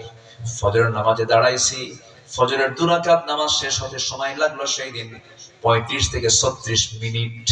35 থেকে 36 মিনিট যদি সময় নিয়ে যদি আমার দেশের কোন ইমাম ফজরের 2 রাকাত নামাজ যদি আদায় করেন, বলুন তো কি হতে পারে? কি হতে পারে বলেন? নামাজও শেষ, চাকরিও শেষ। হুজুর আপনার তো কোনো কাম নাই, আমাদের তো কাম আছে। সূরা লম্বা করলে কিছু কিছু মুসল্লির মেজাজ খারাপ, খুতবা লম্বা করলে ঘড়ি দেখে, মাঝে ঘন ঘন মুসল্লি ঘড়ি দেখে। জুমার খুতবার দিন ঘড়ি দেখার দায়িত্ব খতিবের না মুসল্লির? বলেন ইমামের না মুসল্লির? ইমামের দায়িত্ব হলো ঘড়ি দেখা। খুতবা দেয় খতিব আর ঘড়ি দেখে যে মুসল্লি। ঘড়ি দেখে আর ইমামকে ইন্ডিকেট করে, ওটা বেয়াদব মুসল্লি, বেয়াদব। শোনেন, সন্তান বাপ হারাইছে, ছোট বাচ্চা বাপ মরে গেছে, ওটা কি এতিম বলে? ঠিক আছে, ওটা বড় এতিম না, সবচেয়ে বড় এতিম সেই যে বেয়াদব, যার মধ্যে আদব নাই। ওর দুনিয়াতে কোথাও জায়গার বসার জায়গা। এই জন্য আমরা আদব বলা হবো। জোরে বলি ইনশাআল্লাহ, আর জোরে বলি ইনশাআল্লাহ। একটা আয়াত আমাকে এবছর কাঁদিয়েছে। আমার নবীজির কবর যখন জিয়ারা করছিলাম, আল্লাহু আকবার, আমার নবীজি একদিন খুব আলোচনা করছিলেন, সাহাবীরা বসে আছেন, সাইয়েদনা আবু বকর সিদ্দিক রাদিয়াল্লাহু তাআলা আনহু এবং ওমর ফারুক রাদিয়াল্লাহু তাআলা আনহু, এই দুজন সামনে বসা। আমার নবীজি আলোচনার মাঝে লক্ষ্য করে দেখলেন এই দুইজন সাহাবী তারা কনভারসেশন করছে, কথাবার্তা বলছেন। এক পর্যায়ে তর্ক বিতর্ক শুরু হয়ে গেছে। আমার নবীর কথার চাইতে তাদের কথার আওয়াজটা বড় হয়ে গেছে। নবীজির কথা শোনা যাচ্ছিল না, দুইজনের কথা বড় আকার ধারণ করেছে। আমার নবীজি একটু মনে মনে কষ্ট পেলেন, আহারে আমি আলোচনা করছি আর তারা দুজন কথা বলছে, আওয়াজটা বড় বড়। নবীজির মন কষ্ট হলো, সঙ্গে সঙ্গে আয়াত নাযিল হয়ে গেছে, লা তারফাউ আসওয়াতাকুম ফাওকা সাওতিন নবী। তোমরা তোমাদের আওয়াজকে নবীর আওয়াজের চাইতে বড় করো না। যদি এটা বড় করে ফেলো, বেয়াদবি যদি প্রমাণ হয়ে যায়, তোমাদের জীবনের সমস্ত আমলগুলো আমি আল্লাহ কাট করে দেব। ওই আয়াতটা আমার নবীর কবরের পাশে সাইয়েদনা আবু বকর এবং ওমর যে শুয়ে আছেন, সেই কবরের উপরে আয়াতটা লাগানো আছে। আয়াতটা দেখছিলাম আর আমার চোখে পানি আসছিল। আহারে, এই আয়াতটা তাদের সামনে নাজিল হয়েছিল। সেই দিন থেকে শুরু করে নিয়ে আমার নবীর মৃত্যুর দিন পর্যন্ত কোনদিন ওমর ফারুক রাদিয়াল্লাহু আনহু নবীর সামনে জোর গলায় কথা বলেন নাই, জোর আওয়াজে কথা বলেন নাই। নবীজি একবারে শুনতে পান নাই। ওমর ফারুক বলতেন এমন আস্তে আস্তে, রাসূল বলতেন ওমর কি বললে আবার বলো। এক কথা কবার শোনা লাগতো, দুবার শোনা লাগতো, মানে ভয়ে ভয়ে আস্তে আস্তে বলতেন নাজিলে। জোরে বললে যেন কোন আয়াত আবার নাজিল হয়। কি কথা কি বুঝতেছেন আপনারা? আদব, বাপ মার সামনে, শিক্ষকদের সামনে, সবার সামনে আদব যার থাকে সে হচ্ছে পৃথিবীর সবচেয়ে শিক্ষিত মানুষ। আলহামদুলিল্লাহ বলেন। অনেক শিক্ষিত বেয়াদব আছে না নাই বলেন তো? ডাকসুর ইলেকশনে দেখলেন না? ডাকসুর ইলেকশনে সামনে ভিসি বসা, একজন টেবিল থাপড়ায়া ভিসিকে ধমকাচ্ছে। এই সমস্ত বেয়াদবদের নেতৃত্ব আমরা বাংলার জমিনে দেখতে চাই না। বেয়াদব, আমরা আদব নিয়ে চলবো। জোরে বলি ইনশাআল্লাহ। নামাজ বেয়াদবি শিখে না আদব শেখায়? আদব শেখায়। ইমাম আগে না মুসল্লি আগে সেজদায়? বলেন কে আগে যাবে? যে মুসল্লি আগে যাবে নামাজ হবে? নামাজ হবে? হবে না। দেখেন কি শৃঙ্খলা শিখাচ্ছে নামাজ। নামাজ আমরা পড়বো, কেউ নামাজ ছেড়ে দেব না। আল্লাহ রাব্বুল আলামিন বহুবার আমাকে মদিনা দেখিয়েছেন, এবার গিয়েছিলাম। আমার একটা স্মৃতিচারণ আমি করতে চাই। রাত ৩টার দিকে আমি মসজিদে নববীর ভিতরে ঢুকলাম। ফজরের একটু আগ দিয়ে অনলাইনে রিয়াজুল জান্নায় ঢোকার জন্য অনলাইন করতে হয়, টিকিট নিতে হয়, কনফার্মেশন নিতে হয়। ঢুকলাম ভিতরে, ভিতরে ঢুকেই দেখি প্রচুর ভিড়, প্রচন্ড চাপ চলছে ভিতরে। সেখানে কিছু চাকরিজীবী আছে আমার দেশের, প্রবাসী কিছু আমার দেশের কিছু মানুষ সেখানে গিয়ে চাকরি করে। ৮ থেকে ১০ জনকে দেখতে পেলাম। আমাকে দেখে বলছে, হুজুর আপনি আসছেন, এখানে বসেন। আমাকে বসায় দিল একজন। আপনি এখানেই থাকেন, নড়বেন না, বেশি নড়লেই থাকতে পারবেন না, এখানে থাকেন। আজান হবে কিছুক্ষণ পর, আপনি তৃপ্তি মতো আরো আধা ঘন্টা ৪০ মিনিট সময় আপনি রাউদাতুম মিন রিয়াদিল জান্নাহ, অর্থাৎ রাসূল বলেছেন আমার ঘর আর আমার মেম্বার, মা বাইনা বাইতি ওয়া মিম্বারি রাউদাতুম মিন রিয়াদিল জান্নাহ, আমার ঘর এবং ওই মেম্বার এর মাঝে যে অংশটুকু এটা হলো জান্নাতের টুকরা। কিসের টুকরা বলেন? জান্নাতের টুকরা, রাউদাতুম মিন রিয়াদিল জান্নাহ। আমি ওই জায়গাতে ঢুকিনি, এখন একটু পিছনে আছে। তো এই প্রবাসীগুলো আমাকে দেখে বলতেছে, হুজুর খুব ভক্ত আমরা আপনার ওয়াজ শুনি। এর মধ্যে কিশোরগঞ্জের কিছু লোক ছিল, এইদিকে মনে হয় মেহেরপুর কি চুয়াডাঙ্গার ২-১ জন ছিল। তো এই লোকগুলো আমাকে চিনে ফেলছে, চিনে ফেলে বলতেছে, হুজুর দেখি তো কি করা যায়। তো ওই জায়গার যে প্রশাসনিক যে কর্মকর্তা, মানে যারা প্রশাসন দেখে, যারা ওই আশেপাশে যারা সবকিছু লক্ষ্য করে, মানে প্রশাসনিক কর্মকর্তা, তার কাছে গিয়ে এমন পাম দিছে আমার ব্যাপারে, বুঝলেন, এমন বলা বলছে, মানে আমি কিচ্ছুই না, ওরা একদম আমি জিরোর হিরো বানায় দিছে। চরম বলা বলছে, বলার ঠেলায় প্রশাসনিক কর্মকর্তা নিজেই এসে আমার সালাম দিয়া কয় প্রথম কাতারে বসে। কি কথা কি বুঝতে পারছেন? তো পরে বললাম, তোমরা কইছো কি? হুজুর যা কইছে কইছে, আপনার ইচ্ছা পূরণ হোক। তো আমাকে নিয়ে প্রথম কাতারে বসায় দিল, সেই জায়গায় বসলাম। অর্থাৎ আমার নবীর ঘরই তো কবর। আমার নবী যেখানে শুয়ে আছেন ঠিক কবর থেকে আমি ৩ থেকে ৪ হাত দূরে, ৩ থেকে ৪ হাত দূরে ওয়াল ঘেঁষে প্রথম যে বসার জায়গাটা, আমাকে সে জায়গায় বসায় দিয়ে একটা ইনটেক জমজমের বোতল আমার হাতে দিয়ে, কিছু খেজুর দিয়ে আর কিছু আতর লাগায় দিয়া ওনারা আমাকে সৌজন্যতা দেখালেন। আমি শুকরিয়া আদায় করলাম আল্লাহ তাআলা। বসলাম কিছুক্ষণ আর ভাবলাম, এই ঘরে থেকে রাসূল বিশ্ব শাসন করেছেন। এখানে শুয়ে আছেন রাহমাতুল লিল আলামিন মুহাম্মদ সাল্লাল্লাহু আলাইহি ওয়াসাল্লাম। আমার নবীজি যেখানে শুয়েছেন, যেখানে এখন শুয়ে আছেন, ওই জায়গায় তিনি ইন্তেকাল করেছেন। ওই ঘরটাই তার কবর।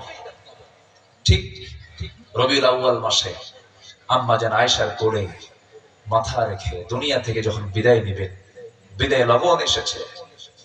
প্রচন্ড মাথা ব্যথা, নবীজির প্রচন্ড মাথা ব্যথা হচ্ছিল, জ্বর, খিঁচুনি, প্রচন্ড কষ্ট পাচ্ছেন। আমার নবীজি বলছেন, আয়েশা মনে হয় বাঁচবো না, দুনিয়া থেকে বিদায় নেব। দেখো তো আমার ফাতিমা কোথায় গেল, ফাতিমাকে ডাক দাও। দরজার কাছে এসে দাঁড়ালেন, নবীজির চোখে পানি, ফাতিমার চোখেও পানি। রাসূল বলেন, ফাতিমার এইদিকে আয়, কান্দিস না, কান্দিস না, আমি মরে যাব, সাকরাতুল মউতের লক্ষণ চলে আসছে। আমার মনে হয় মালাকুল মউত দরজায় দাঁড়ায় আছে, যে কোনো মুহূর্তে ঢুকে পড়বে, আমার জান কবজের প্রক্রিয়া শুরু হয়ে যাবে, দুনিয়া থেকে বিদায় নেব। ওরে আয়েশা, আমি দুনিয়া থেকে বিদায় নেব। ফাতিমা চিন্তা করো না, আমি দুনিয়া থেকে বিদায় নিতেছি কিছুক্ষণের মধ্যে, তো আমি তোমাকে বলে যাচ্ছি, তোমাকে ৩ দিন না দেখলে যেমন আমার অস্বস্তি হতো, আমি দুনিয়া থেকে বিদায় নিচ্ছি, কবরেও যাচ্ছি, তুমি কবরে আমার সঙ্গেই থাকবে, খুব বেশি দিন সময় লাগবে না, তোমার মৃত্যুবরণ হয়ে যাবে। ফাতিমার চোখে মুখে হাসির ঝিলিক। মৃত্যুর কথা শুনলে মানুষ ভয় পায়, আর ফাতিমা হাসির মুখ নিয়ে ফিরায় গেলেন। আব্বাকে বিদায় দিয়ে দিলেন, রাসূলকে বিদায় দিয়ে দিলেন। এরপরে আমার নবীজি শুনতে পেলেন সাইয়েদনা বেলাল আযান দেওয়া শুরু করেছেন। আমার নবীর ঘরের সাথে মসজিদ লাগানো, এই মাঝখানে শুধু একটা দেওয়াল, আজান দিয়েছেন। সাইয়েদনা বেলাল আজান শোনার সঙ্গে সঙ্গে আমার নবীজি অসুস্থ ভুলে গেছেন, দাঁড়ানোর চেষ্টা করলেন। দাঁড়ানোর চেষ্টা করা মাত্রই তিনি মাথা চক্কর মেরে পড়ে যেতে নিলেন। আম্মা জান আয়েশা তাকে ধরে ফেললেন। রাসূল বলছেন, আয়েশা রে, জামাতে নামাজ পড়ার কিসমত বুঝি আমার আর জীবনে হবে না। আমি মনে হয় জামাতে নামাজ পড়তে পারবো না, আমার কষ্ট হচ্ছে, আয়েশা শোয়া দাও। কিন্তু আমার মুসাল্লায় কে দাঁড়াবে আমি তোমাকে জানায় দিচ্ছি। আমার মুসাল্লায় দাঁড়ানোর যোগ্যতা আমি যাকে মনে করি, তোমার বাবা আবু বকর যেন আমার মুসাল্লায় দাঁড়ায় আমার দায়িত্ব পালন করে, মানে আমার পরবর্তী খেলাফতের দায়িত্ব আমার আবু বকর পালন করবে। নামাজের নেতৃত্ব দেবে যে, সে রাষ্ট্রের নেতৃত্ব দেবে। আল্লাহু আকবার। তাহলে নেতৃত্ব তার হবে যে নামাজের নেতৃত্ব দেবে। আমরা কি পাইছি এরকম কিছু? আমরা এমন কিছু দেখতে চাই, জোরে বলি ইনশাআল্লাহ। আমার নবীজি বলে দিলেন, সাইয়েদনা বেলাল আযান দিয়েছেন, সাহাবীরা নামাজের অপেক্ষার প্রহর গুনছিলেন। মুসাল্লা ফাঁকা, ইমাম নাই, রাসূল অসুস্থ অবস্থায় পড়ে আছেন। সংবাদ চলে এলো, নবীর মুসাল্লায় যখন ইমাম যখন অন্যজনকে দেখতে পেলেন, সাহাবীরা হাউমাউ করে কান্নার রোল পড়ে গেছে। আরে নবীর পিছনে বুঝার নামাজ আমরা আর পড়তে পারবো না। সবাই কান্নায় ভেঙে পড়েছে। আমার রাসূল বলছেন, আমার আয়েশা, আমার সাহাবীরা কান্দে কেন? আমাকে ধরো, আমাকে ধরে জানালার কাছে নিয়ে যাও। জানালার কাছে নিয়ে যাওয়া হলো। সাহাবীরা নামাজ পড়া শুরু করেছেন। আবু বকর সিদ্দিক রাদিয়াল্লাহু আনহু নামাজ পড়া শুরু করেছেন। আমার নবীজি সাহাবে কেরামদের নামাজের দৃশ্য দেখে তার চোখের কোনা বেয়ে বেয়ে টপ টপ করে পানি পড়ছিল। রাসূল কাঁদতেছিলেন। আম্মা জান আয়েশা তার চোখের পানিগুলো মুছে দেন আর বলছেন, ইয়া রাসূলুল্লাহ, আপনি দুঃখ করছেন কেন? আপনি কান্না করছেন কেন? সাহাবীরা তো নামাজ পড়ে। রাসূল বলেন, আয়েশা রে, আমার এটা দুঃখের কান্না নয়, এটা আমার চরম আনন্দের কান্না। তুমি কি জানো এই নামাজ আজকে রাষ্ট্রীয় পর্যায়ে কায়েম হওয়ার জন্য কত ত্যাগ স্বীকার করতে হয়েছে? আমার চাচা আমির হামজার কলিজা চিড়ে, বুক চিড়ে কলিজা বের করে দিয়েছে, নাক কেটেছে, কান কেটেছে।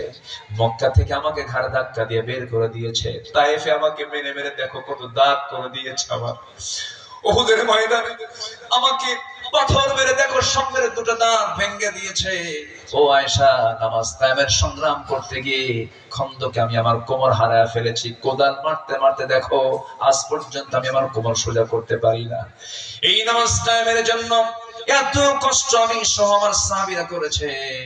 সেই নামাজ আজকে রাষ্ট্রীয় পর্যায়ে কায়েম হয়েছে। এই চরম আনন্দে আমার চোখে পানি আসছে। আয়েশা, এটা আমার দুঃখের পানি নয়, আমাকে সহায় দেওয়া হলো।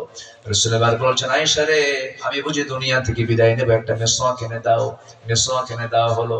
মেসওয়াক শুরু করার পূর্বে আম্মা জান আয়েশা করলেন কি, মেসওয়াকের আগাটা শক্ত মনে করে নিজেই দাঁত দিয়ে চাবায় চাবায় নরম করে দিলেন।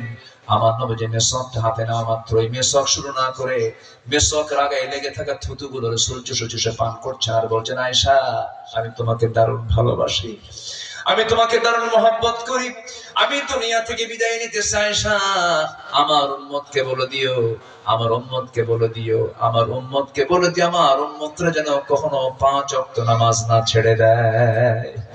আমার নবীজি এই সর্বশেষ শব্দ চয়ন করেই, এই কথাগুলো বলেই রাসূল দুনিয়া থেকে বিদায় নেবেন। আম্মা জান আয়েশা একদিন বলেছেন, ইয়া রাসূলুল্লাহ, আপনি আমার জন্য একটু দোয়া করুন। আমার নবীজি হাত তুলে দোয়া করেছেন, আল্লাহ তাআলা আমার আয়েশার আগের পরের সমস্ত কিছু তুমি আল্লাহ মাফ করে দাও।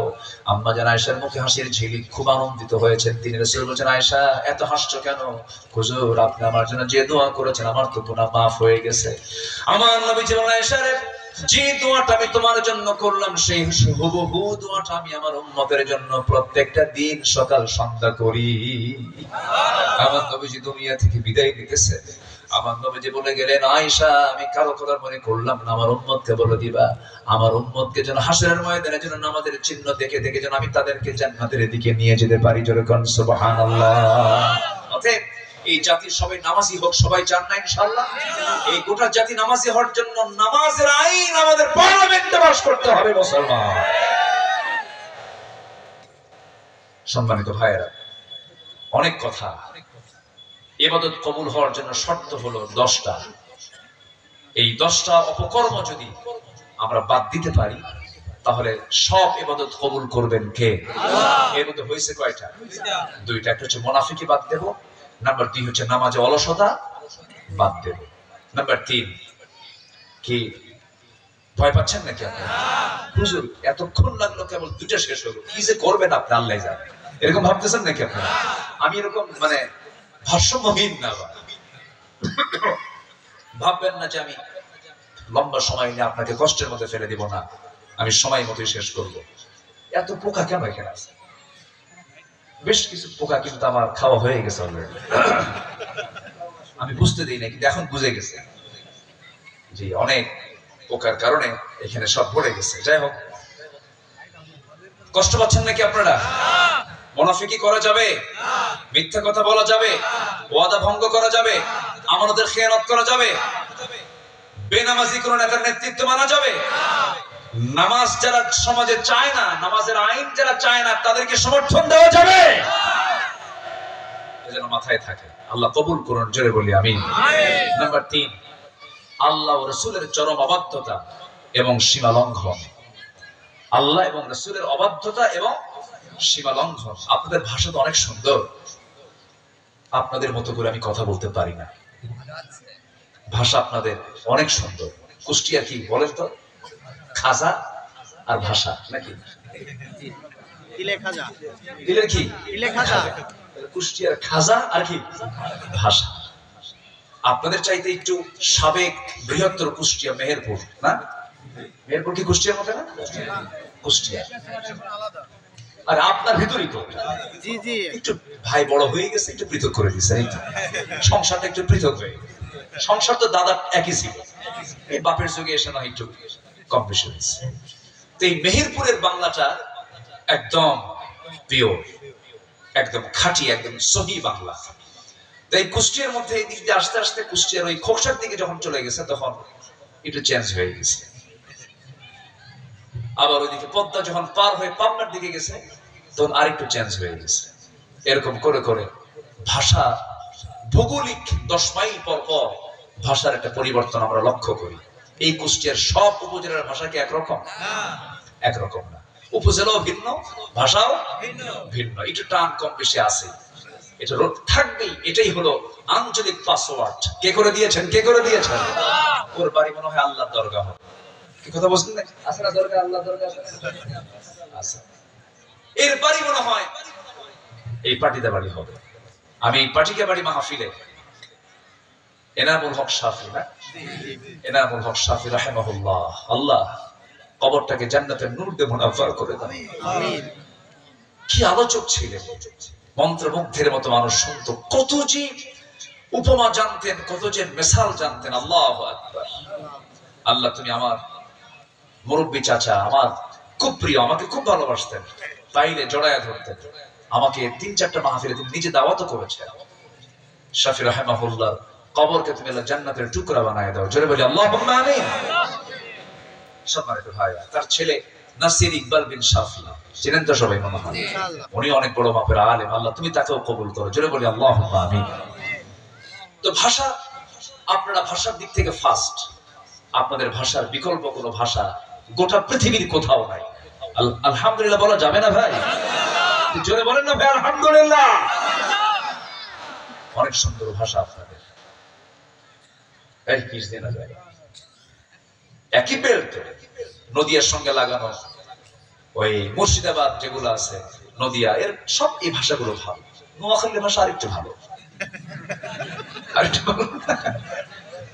ওখানে যে একটু গলা সিপায় ধরছে, আর কি বলে ওই চিড়াগাঙ্গি একদম মোটামুটি মৃত্যুবরণ হয়েছে, আর দাফন কাফন সিলেটে দিয়ে হয়েছে। ভাষা খুবই জটিল তাদের, ভিন্ন ভাষা। চট্টগ্রামের চাটগাইয়া ভাষা বলে, ওরা খুব জটিল ভাষায় কথা বলে, শর্টে কথা বলে। ওদের মধ্যে কোনো মাখরাজ সিফাত নাই, কোনো ইখফা গুণ না, কিচ্ছু নাই, ইদগাম নাই, কোনো টান টুন নাই। এখানে বসতে হবে তো একজনকে বসাতে, ইক্কা বইও কি কথা ভাই, এখানে বসুন, এটা হচ্ছে সহি না, এন্দে বইও এই কাইও, মানে খুব দ্রুত তারা কথা ছাড়ে, শর্টে কথা বলে। মানে ব্যবসায়ী মানুষ তো, গল্প করার সময় নেই, শর্টে মেরে দেয়। ব্যবসার দিক থেকে আমাদের দেশে কোন অঞ্চলের মানুষ ফার্স্ট? চট্টগ্রাম। ওরা ব্যবসা করে, ওদের কথা বলার সময় থাকে না, এই জন্য শর্টে মেরে দেয়। আর আপনাদের জমিও বড়, ধানের জমিও বড়, দেখতেও বড়, আপনাদের ভাষাও খুব সুন্দর। ভালো আছো তুমি, এখানে বসো না, কি সুন্দর করে মিষ্টি ভাষায় কথা বলে, আলহামদুলিল্লাহ বলেন। সম্মানিত ভাইয়েরা, সেই ভাষার জাদুঘরদের সামনে আমি কথা বলছি, আমার চেয়ে আপনাদের ভাষা সুন্দর, এরপর আপনারা শুনছেন, আমি আল্লাহর শুকরিয়া আদায় করছি, আলহামদুলিল্লাহ। নাম্বার 3 হচ্ছে আমরা আল্লাহ রাসূলের অবাধ্য হব না বাধ্য হব? বলেন, অবাধ্য হবে না বাধ্য হব? আনুগত্য করব না সীমা লঙ্ঘন করব? এক জায়গায় না সব জায়গায়? সব জায়গায়। আল্লাহ রাব্বুল আলামিন বলেন, وَمَن يَعْصِ اللَّهَ وَرَسُولَهُ وَيَتَعَدَّ حُدُودَهُ يُدْخِلْهُ نَارًا خَالِدًا فِيهَا وَلَهُ عَذَابٌ مُهِينٌ।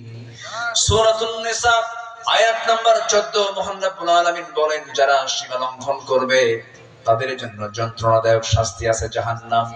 আমার বন্ধুগণ, সেই জন্য সব জায়গায় আনুগত্যের ক্ষেত্রে কোনো কম বেশি করা যাবে না, উল্টাপাল্টা করা যাবে না, ধৈর্যের পিরামিড হয়ে তাদের আনুগত্য করতে হবে।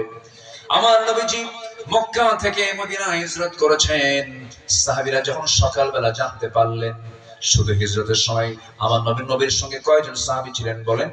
একজন, আর বাকি সব ছিলেন মক্কায়। এর মধ্যে ওমর ছিলেন, তার চাচা আমির হামজা ছিলেন, অনেকেই ছিলেন।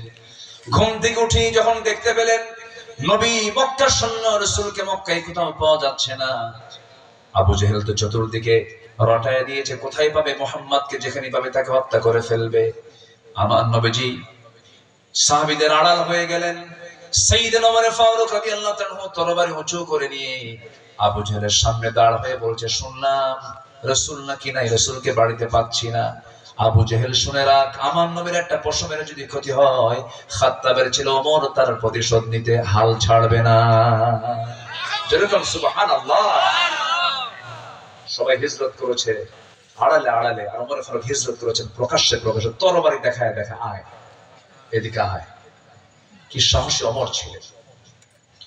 কিন্তু ওমর ফারুক বললেন, ও মক্কার কুরাইশ নেতারা শোনো, যে মক্কায় রাসূল নাই সেই মক্কায় আমার থাকার কোনো প্রয়োজন নাই, আমিও চলে গেলাম।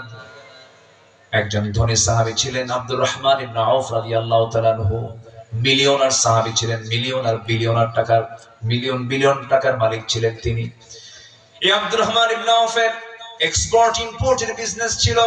বড় বড় বিজনেস ছেড়ে দিয়া রাসূল মক্কায় নাই, বিজনেস গুলো ছেড়ে দিয়া, ব্যবসা গুলো ছেড়ে দিয়া, বউ কালেমা পড়ে নাই, সন্তানরা কালেমা পড়ে নাই, বউ সন্তান ব্যবসা সব ছেড়ে দিয়া খালি হাতে তিনিও চলে গেলেন মদিনা। নবীর সামনে কি দাঁড়ালেন, রাসূল তুমি আসছো, তোমার বউ কোথায় মক্কায়, ছেলে কোথায় মক্কায়, মেয়ে কোথায় মক্কায়, সম্পদ সব মক্কায় রেখে আসছি, তোমার কি একটু আফসোস হচ্ছে না?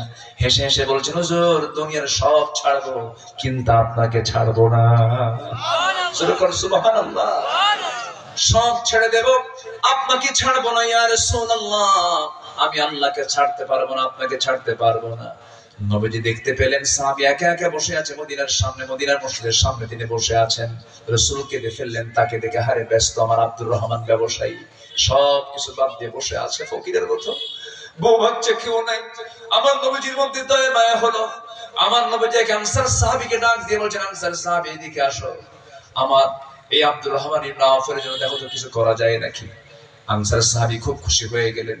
সে আব্দুর রহমান ইবনে আউফকে তিনি বললেন, আমার ভাই এদিকে আসো, ঘোড়ায় ওঠো। ঘোড়ায় তাকে উঠায় নিলেন, ঘোড়ায় উঠায় নিয়ে রওনা করলেন। সামনে চলতে চলতে একটা বিশাল বড় খেজুর বাগান দেখা গেল, হাজার হাজার খেজুর গাছ। সেই বাগানটার সামনে দাঁড় করায় বলছেন, আমার ভাই আব্দুর রহমান, আমি হলাম মদিনার আনসার সাহাবী, এই যে বিশাল বাগানটা দেখতে পেতেছে এই বাগানটা আমার আল্লাহ পাক আমাকে দিয়েছেন। আরেকটা বাগান দেখায় দিলেন। দুইটা বাগান দেখানোর পরে বলছেন, ভাই আব্দুর রহমান, এই দুই বাগানের যে বাগানটা তোমার পছন্দ হবে আমি এই মুহূর্তে তোমার নামে দলিল করে দেব। আব্দুর রহমান মুস্কি হাসি মারলেন। এরপরে কি করবা বলো? আমি জানি এই মক্কার কোনো মেয়ের বাপ মেয়েকে তোমার সঙ্গে বিয়ে দেবে না, কারণ তোমার কিচ্ছু নাই, তোমার ঘর নাই, বাড়ি নাই। অতএব এই মুহূর্তে তোমার মহিলা, তোমার একজন স্ত্রী প্রয়োজন, তোমার যৌবনকে রক্ষা করার জন্য স্ত্রীর বড় প্রয়োজন। আল্লাহ পাক আমাকে দুজন স্ত্রী দান করেছেন, যে কোনো একটা স্ত্রীকে আমি তালাক দেব, আমার বউকে তোমার বউ বানায়া নিবা। যেরকম সুবহানাল্লাহ। কি মুহাব্বত ছিল তাদের মাঝে। মুহাজিরি তো মুহাজিরি, আনসার তো আনসারি। জড়িয়ে ধরলেন। আব্দুর রহমান ইবনে আওফ আনসারী সাহাবীকে জড়িয়ে ধরে বলছেন, ভাই রে, কলিজা ভরে গেছে, দারুণ খুশি হয়ে গেছি। আমার জন্য খেজুর বাগান দলিল করা লাগবে না, আমার জন্য বউটাও তালাক দেওয়া লাগবে না। আমি তো একটু হালকা পাতলা কিছু ব্যবসা বুঝি, বাজারে দেখায় দাও, ছোট্ট একটা ব্যবসা তুমি আমাকে শুরু করে দাও। ছোট্ট একটা ব্যবসা করে করে তিনি কিছু টাকা কামাই করলেন, কয়েক রতি সোনা কামাই হলো। ব্যবসায় বরকত শুরু হয়ে গেল। কয়েক রতি সোনা দিয়া তিনি বিয়ে করার নিমিত্তে একজন মহিলাকে দেখতে গেলেন, মেয়ে পছন্দ হয়ে গেল, বিয়ে শাদী করলেন। ৩-৪ দিন কোনো খবর নাই। নবীর দরবারে ৪-৫ দিন পরে গিয়ে যখন নবীর সামনে নতুন পোশাকে যখন হাজির হয়ে গেছেন, চেহারার মধ্যে লাবণ্য ভাব চলে আসছে, হাতের সুগন্ধি, দেহের সুগন্ধি চলে আসছে। রাসূল বলেন, আব্দুর রহমান, তোমাকে আজকে যেন কেমন স্মার্ট লাগতেছে, কিছু করছো নাকি? হুজুর বিয়ে করছে। আমারে বললেন না কেন? হুজুর মনে ছিল না? কি ছিল না বলে? বিয়ের সময় কিন্তু মনে থাকে না। এই মনে থাকে? বিয়ের সময় মনে থাকে? অনেক কাছের বন্ধু কিন্তু বাদ পড়ে যায়। কাছের বন্ধু বাদ পড়ে যায়। এই কাছের বন্ধু আমার নবীও বাদ পড়ে গেছেন। আব্দুর রহমান ইবনে আওফ বলেছেন, হুজুর সত্যি কথা, বিয়ে করতে গেছি, মনে ছিল না, বিয়ে হয়ে গেছে, প্রয়োজন মনে করেছি। রাসূল বলেন, ভালো কথা, বিয়ে তো করছো, টাকা পাইলা কোথায়? এতটুকু তো আমার দায়িত্ব শোনার। টাকা পাইছো কোথায়? হুজুর ব্যবসা করেছিলাম, কিছু বরকত পেয়েছি, কয়েক হাতে সোনা কামাই করছে, ওটাই মোহরনা দিয়ে দিয়েছি। আমার নবীজি হাত তুলে দোয়া করে বলেছেন, আল্লাহ আমার আব্দুর রহমানের পরিবারে এবং ব্যবসায়ী তুমি আল্লাহ বরকত দিয়ে ভরাইয়া দাও। শূন্য হাতে চলে আসলেন মদিনা, শূন্য হাতে, বউ নাই, ছেলে নাই, মেয়ে নাই, সম্পদ নাই। নবীজি তার জন্য এমন দোয়া করে দিলেন, এই আব্দুর রহমান ইবনে আওফ ব্যবসায় তো তার প্রফিট হলো। মুতার যুদ্ধের সময়, তাবুকের অভিযানের সময় আব্দুর রহমান ইবনে আওফ তিনি নিজে একা 3 বস্তা সোনা দান করেছিলেন। কয় বস্তা? হরিণার বস্তা। বস্তা। নবীজির দোয়ার ফসল যেটাই হাত দিয়েছেন সেটাই চলে উঠেছে। শত কোটি টাকার মালিক হয়ে গেলেন। আব্দুর রহমান ইবনে আওফ দুনিয়া থেকে যখন বিদায় হয়ে যান, 13 সন্তান রেখে মদিনায় তিনি দুনিয়া থেকে বিদায় নেন। কয় সন্তান? 13 সন্তান রেখে দুনিয়া থেকে বিদায় নেন। সন্তানরা যখন সম্পদ বন্টন করতে নিচ্ছিল, কোড়াল দিয়ে সোনা কেটে কোড়াল দিয়ে সোনা কেটে সোনা ভাগ করেছিল তারা। এই পরিমাণ সম্পদের মালিক হয়েছিলেন। নবীর দোয়ার ফসল, আনুগত্যের ফসল। আমার বন্ধুগণ, একটা কথা মাথায় রাখবেন, ইসলাম মানলে পরে দুনিয়াতেও কল্যাণ, আখিরাতেও নাজাত। জোরে কোন সুবহানাল্লাহ। ইসলাম মানে কি ফকির? ইসলাম মানে কি অভাব? না। ইসলাম যদি আমার দেশে কায়েম হয়, এই দেশ হবে গোটা পৃথিবীর সবচেয়ে উন্নত রাষ্ট্রের মধ্যে একটা উন্নত রাষ্ট্র। অবশ্যই হবে। লাফাতাহনা আলাইহিম বারাকাতিন মিনাস সামাই ওয়াল আরদ। আল্লাহ নিজে বলছেন, কোন জনপদে যদি আমার বিধান যদি জারি হয়, আকাশের আর জমিনের সব বরকতের দরজা আমি আল্লাহ খুলে দেব। সুবহানাল্লাহ। আমার দেশে কি কোনো অভাব ছিল? অভাব নাই, শুধুমাত্র ভালো মানুষের অভাব, ভালো নেতৃত্বের অভাব, সৎ নেতৃত্বের অভাব। আমরা সব দেখা শেষ করেছি। আইয়ুবের শাসন দেখেছি, মুজিবের ভাষণ শুনেছি, আর কি দেখলাম বলেন? আইয়ুব করেছেন শাসন, মুজিব দিয়েছেন ভাষণ, জিয়া কেটেছেন খাল। আমাদের চাচার তাল আর বেতাল, এক চাচা ছিল না, তাল বেতাল, কোন তাল ছিল না। আচ্ছা, আর বাকি সময়গুলো শুধু হরতাল আর হরতাল। সব দেখা শেষ। আগামীর বাংলাদেশ আমরা দেখতে চাই কোরআনের বাংলাদেশ। সবাই কি দেখতে রাজি আছেন? রাজি আছেন কারা কারা? হাত উঁচু করে দেখান মুসলমান।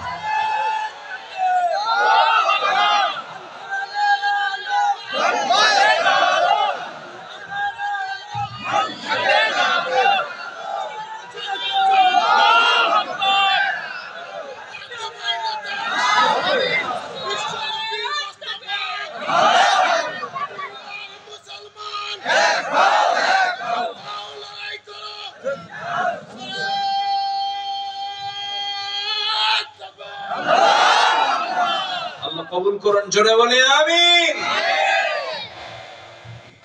আনুগত্য হবে 1 নাম্বার কার? আল্লাহ। নাম্বার 2 হচ্ছে মুহাম্মদ সাল্লাল্লাহু আলাইহি ওয়াসাল্লাম। নাম্বার 4 ইবাদত কবুলের পথে যে অন্তরায়গুলো, ইবাদত কবুলের শর্ত হলো নাম্বার 4, শিরিক করা বাদ দিতে হবে। শিরিক করা যাবে না, শিরিক করা যাবে না, শিরিকের ধারে পাশে আমরা যাব না। জোরে বলি ইনশাআল্লাহ। আক্ষরিকভাবে বলছি, সময় কম তো।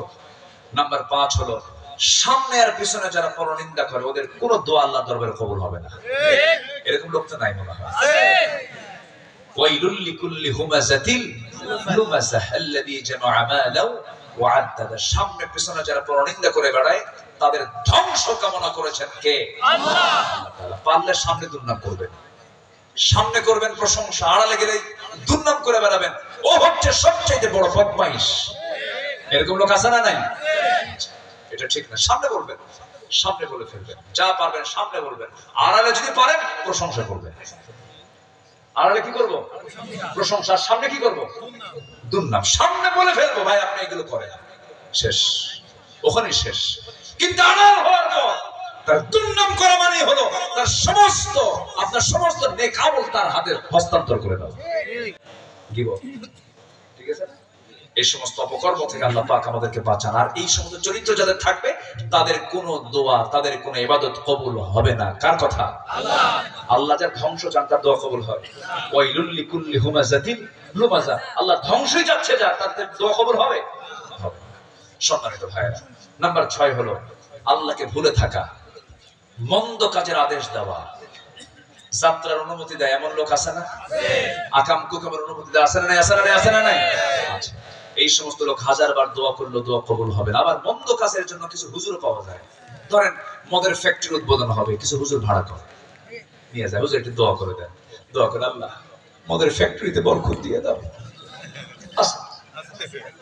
আছে না নাই? আছে না নাই? এরকম আছে। নতুন সিনেমা উদ্বোধন হবে, নায়ক নায়িকারা উলঙ্গ হয়ে বসে আছে, হুজুরকে দাওয়াত দিচ্ছে, বলতেছে আল্লাহ এই যে নতুন সিনেমা আসতেছে, শুরু দেয় আবার, বুঝলেন? এই নতুন সিনেমার সঙ্গে যারা জড়িত, নায়ক নায়িকা, কলা কুশলী, প্রযোজক, আল্লাহ তুমি সবাইকে তোমার বরকত দিয়ে ধন্য করো। তাহলে এই সমস্ত মন্দ কাজে যারা আদেশ করবে, উৎসাহ দেবে, তাদের কোনো দোয়া আল্লাহর দরবারে কবুল হবে না। নাম্বার 7, শয়তানের পদাঙ্ক অনুসরণ করা যাবে না। শয়তানকে দেখা যায় না, কিন্তু শয়তানের ওয়াসওয়াসা রন্ধ্রে রন্ধ্রে, শিরায় উপশিরায় আছে না নাই? আসতে বলবেন না, আছে না নাই? মনে হয় কুষ্টিয়া শয়তান চেনে না। কুষ্টিয়া কি চেনে? বহুদূর তো কুষ্টিয়া। শয়তান চেনে? শয়তান জান্নাতও চেনে। আদম হাওয়াকে আল্লাহ পাক জান্নাতে রেখে দিলেন, বললেন লা তাকরাবা হাদিহি আশ-শাজারা ফাওয়াসওয়াসা লাহুমা ফাযাল্লাহুমা আশ-শাইতান। চিন্তা করা যায়, শয়তান জান্নাতেও ঢুকে গেছে, ঢুকে গিয়ে দুজনকে পদস্খলন ঘটায় দিয়েছে। জান্নাত যদি শয়তান খুঁজে বের করে আদম হাওয়াকে যদি পদস্খলন ঘটায় দিতে পারে, কুষ্টিয়া চেনে না? কুষ্টিয়া চেনে না? কুষ্টিয়া ঠিকই চেনে। কুষ্টিয়ায় শয়তান ঠিকই আসে আপনাকে ওয়াসওয়াসা দেওয়ার জন্য। শেষ রাতের দিকে আসে। কয় রাতে? কোন রাতের দিকে আসে? শেষ রাতে এসে পাশে এসে বসে ওয়াজ করে, আলাইকা লাইলুন তাওয়িল, আলাইকা লাইলুন তাওয়িল, তোমার জন্য রাত অনেক লম্বা, ঘুমাও, রাত অনেক লম্বা, ঘুমাও। আমার রাসূল বলেন ওই সময় শয়তান 3টা গিট মেরে দেয়। ওই 3টা গিট যদি তোমরা সাহাবীরা শোনাতে চাও, 3টা আমল করবে। 1 নম্বর হলো আযান শোনার সঙ্গে সঙ্গে বিছানার সাথে যে পিঠ লাগিয়ে দিয়েছো, পিঠটাকে বিছানা থেকে পৃথক করে বসে পড়ো, একটা গিট ছুটে যাবে। এরপরে যখন তুমি নামাজের নিয়তে যখন ওযু বানাবে, 2টা গিট ছুটে যাবে। যখন তুমি নামাজের নিয়তে বাড়ি থেকে মসজিদের দিকে রওনা দিবে, নামাজে দাঁড়াবে, 3টা গিট ছুটে যাবে। 24 ঘন্টা শয়তান তোমার ধারে পাশে আসার সাহস পাবে না। কয়টা গিট? আজকে ফজরে ছুটাবো তো? সবাই রাজি আছেন তো? সবাই রাজি আছেন তো? শয়তানের গিট কয়টা? 3টা। 1 নম্বর গিট কি দিয়ে ছুটাবেন? বসবে। নাম্বার 2 কি? বলেন, নাম্বার 2 কি? নাম্বার 3 কি? আমাদের এখন আদর্শ নাগরিক তৈরি হতে হবে। আমরা যত ভালো হব, দ্রুত একটা সুন্দর কল্যাণ রাষ্ট্র হয়ে যাবে। জোরে বলি ইনশাআল্লাহ। মানুষ ভালো হবে বেনামাজে না নামাজে? আরেকটা বিষয় হলো নাম্বার 8 হচ্ছে রিয়া। লোক দেখানো কোনো ইবাদত করা যাবে না। লোক দেখানো কোনো ইবাদত আল্লাহর দরবারে কবুল হবে না। নাম্বার 9 হলো কুফরি করা। কুফরি করা যাবে না। কুফরি হচ্ছে অকৃতজ্ঞ হওয়া। মানে হতাশ হয়ে যাওয়া, আল্লাহর প্রতিও নারাজ হয়ে যাওয়া। বাচ্চা হয় না হয় না হয় না, 27 বছর একটা বাচ্চা হয়েছে, 3 বছর পরে আবার মারা গেছে। এখন মহিলা কয়, আল্লাহ তোমার চোখ আসলেই কানা। এরকম আছে না বলেন তো? দেখেন, সারা জীবন আল্লাহর জিকির করে একদিন এমন কথা কইছে, সব শেষ, কুফরি করে ফেললো, দোষ করে ফেললো। ঠিক না। জীবনের শেষ নিঃশ্বাস পর্যন্ত আমার মুখে থাকতে হবে কার জিকির? আসতে বলবেন না, কার জিকির? আল্লাহর জিকির থাকতে হবে সর্বক্ষণ। আমার দায়িত্বই হচ্ছে আমার জিহ্বাকে ভিজিয়ে রাখা। কার জিকির দিয়া? আমার জিহ্বাকে শুকনা না ভিজানো? কে রেখেছে? ঘুমের মধ্যে মানে শুকনা হয়ে যায়? ঘুমের মধ্যে শুকনা হয় না আরো বেশি আসে? বালিশ ভিজে শেষ, বালিশ ভিজে আরো বেশি সিক্ত হয়ে থাকে। আল্লাহ তাআলা কি একটা পানির লাইন তৈরি করে দিয়েছেন, চতুর্দিকে জিহ্বা ভেজা থাকে। সুবহানাল্লাহ বলা যাবে না? চোখটা কি শুকনা?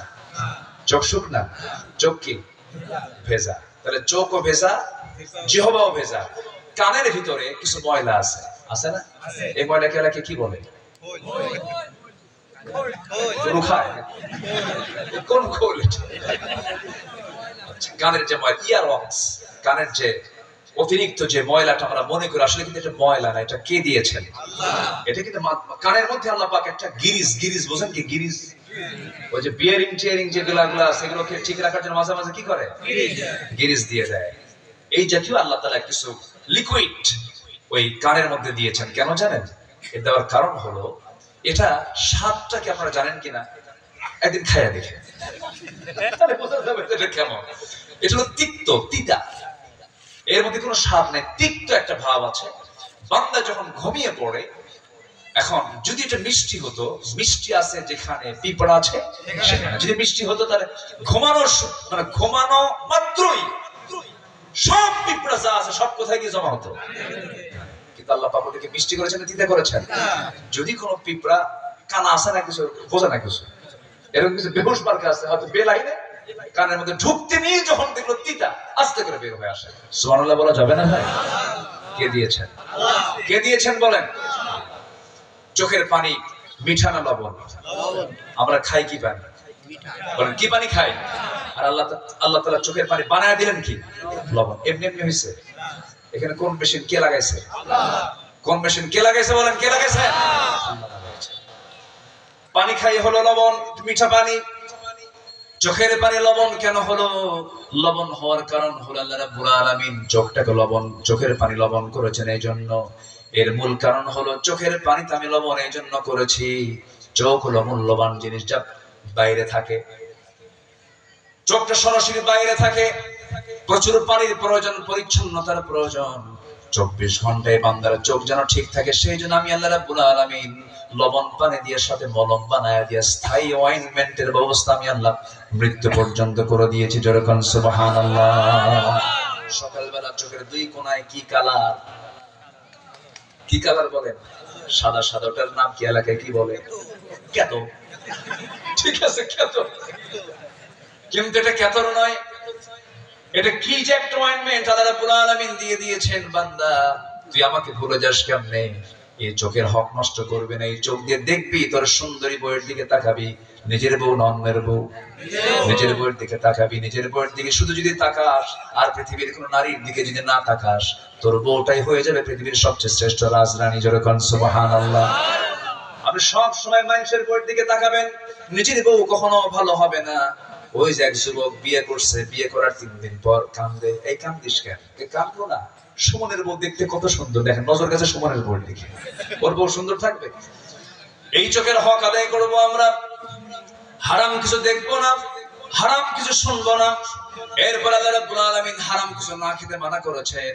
এই জিহ্বার মধ্যে আল্লাহ রাব্বুল আলামিন লালা নামক জিনিস দিয়েছেন। এই লালার কোনো স্বাদ নাই, লালার কোনো স্বাদ আপনি পাবেন না, লবণের মতো হবে না, পানির মতো হবে না, স্বাদহীন একটা জিনিস হলো মুখের লালা। এই জন্য দিয়েছেন, বান্দা যখন কোনো খাবার মুখে নেয়, সঙ্গে সঙ্গে লালা এবং জিহ্বা দুটো মিলে বলে দেয় এটা পুঁটি মাছ। সুবহানাল্লাহ বলবেন না? সুবহানাল্লাহ বলবেন না? আল্লাহ বলে দিচ্ছেন বান্দারে এত নিয়ামতে তোকে ধন্য করলাম বান্দা, তুই কুফরি করবি না, আমাকে ভুলে যাবি না। আমি তোকে এক সেকেন্ডের জন্য ভুলি না। আমি যদি এক সেকেন্ডের জন্য ভুলে যাই সব লন্ডভন্ড হয়ে যাবে। আমি তোকে ভুলি না কখনো, একটা সেকেন্ডের জন্য আমি তোকে বাদ রাখি না, সবসময় আমি তোকে স্মরণ করি। অতএব তোর দায়িত্ব হলো ফাযকুরুনি আযকুরুকুম ওয়াশকুরুলি ওয়ালা তাকফুরুন। আমার শুকর আদায় করো, আমি নিয়ামতটা বাড়ায় দেব, আমার সমস্ত নিয়ামতের দরজা তোমার জন্য ওপেন করে দেব। বান্দা আমি তোমাকে স্মরণ করব। আর আল্লাহ বান্দাকে এত কঠিন পরিমাণ স্মরণ করেন যে বান্দা যখন এক হাত আগে আল্লাহর দিকে, আল্লাহ তার দিকে 10 হাত আগান। বান্দা হেঁটে হেঁটে আসে, আল্লাহ তার দিকে দৌড়াইয়া যান। আল্লাহ বান্দাকে জান্নাতে দেওয়ার জন্য ওসিলা খুঁজবেন, আল্লাহ বান্দাকে জান্নাতে দেওয়ার জন্য বিভিন্ন বাহানা খুঁজবেন। এই জন্য আমার ভাইরা, আল্লাহর রহমত পাওয়ার জন্য অন্তত আমরা কখনো শিরকের কাছে যাব না, আমার নবীর অবাধ্য হব না, সুন্নাহর খেলাফ কোনো কাজ করব না, আল্লাহর শরিয়ার বিরুদ্ধে কোনো কথা বলবো না। আমাদের মুখ থেকে একটাই কথা হবে সামনের সময়ে, আমাদের মুখ থেকে জবান থেকে সর্বক্ষণ একটা কথা হবে, সব সময় মনে রাখবেন, সৃষ্টি যার আইন চলতে হবে তার। মনে থাকবে, সবার মনে থাকবে। আল্লাহ কবুল করুন, জোরে বলি আমিন। নাম্বার 10, সর্বশেষ, আল্লাহর সাথে মিথ্যা দৃঢ় অঙ্গীকার করে আবার তা অবজ্ঞার সাথে ভঙ্গ করা। কথা কি বুঝতেছেন? আমরা রূহের জগতে কি স্বীকৃতি দিয়ে আসছি না আমার রবকে? আল্লাহ। আলাস্তু বিরাব্বিকুম, আমি কি তোমার রব নই? ক্বালু বালা, হ্যাঁ তুমি আমার রব। কিন্তু আমাদের এই জাগতিক জীবনের কিছু খাহেশ পূরণ করতে গিয়ে অনেক বান্দা ঈমান থেকে পিছলে পড়ে। আছে কিনা বলেন? আছে। ঈমান থেকে পিছলে পড়ে কিনা বলেন? পিছলে চলে যায়। মাত্র একটা বিড়ির প্যাকেটে ওর ঈমান বিক্রি করে দেয়। আছে কিনা? আছে কিনা? আছে কিনা? অতএব ঈমান তো টিকে রাখতেই হবে। ঈমানটা টিকে রাখার জন্য সবচেয়ে বড় একটা গুণ হলো ধৈর্যশীল আমরা হব। জোরে বলি ইনশাআল্লাহ। কি হব বলেন? কি হব?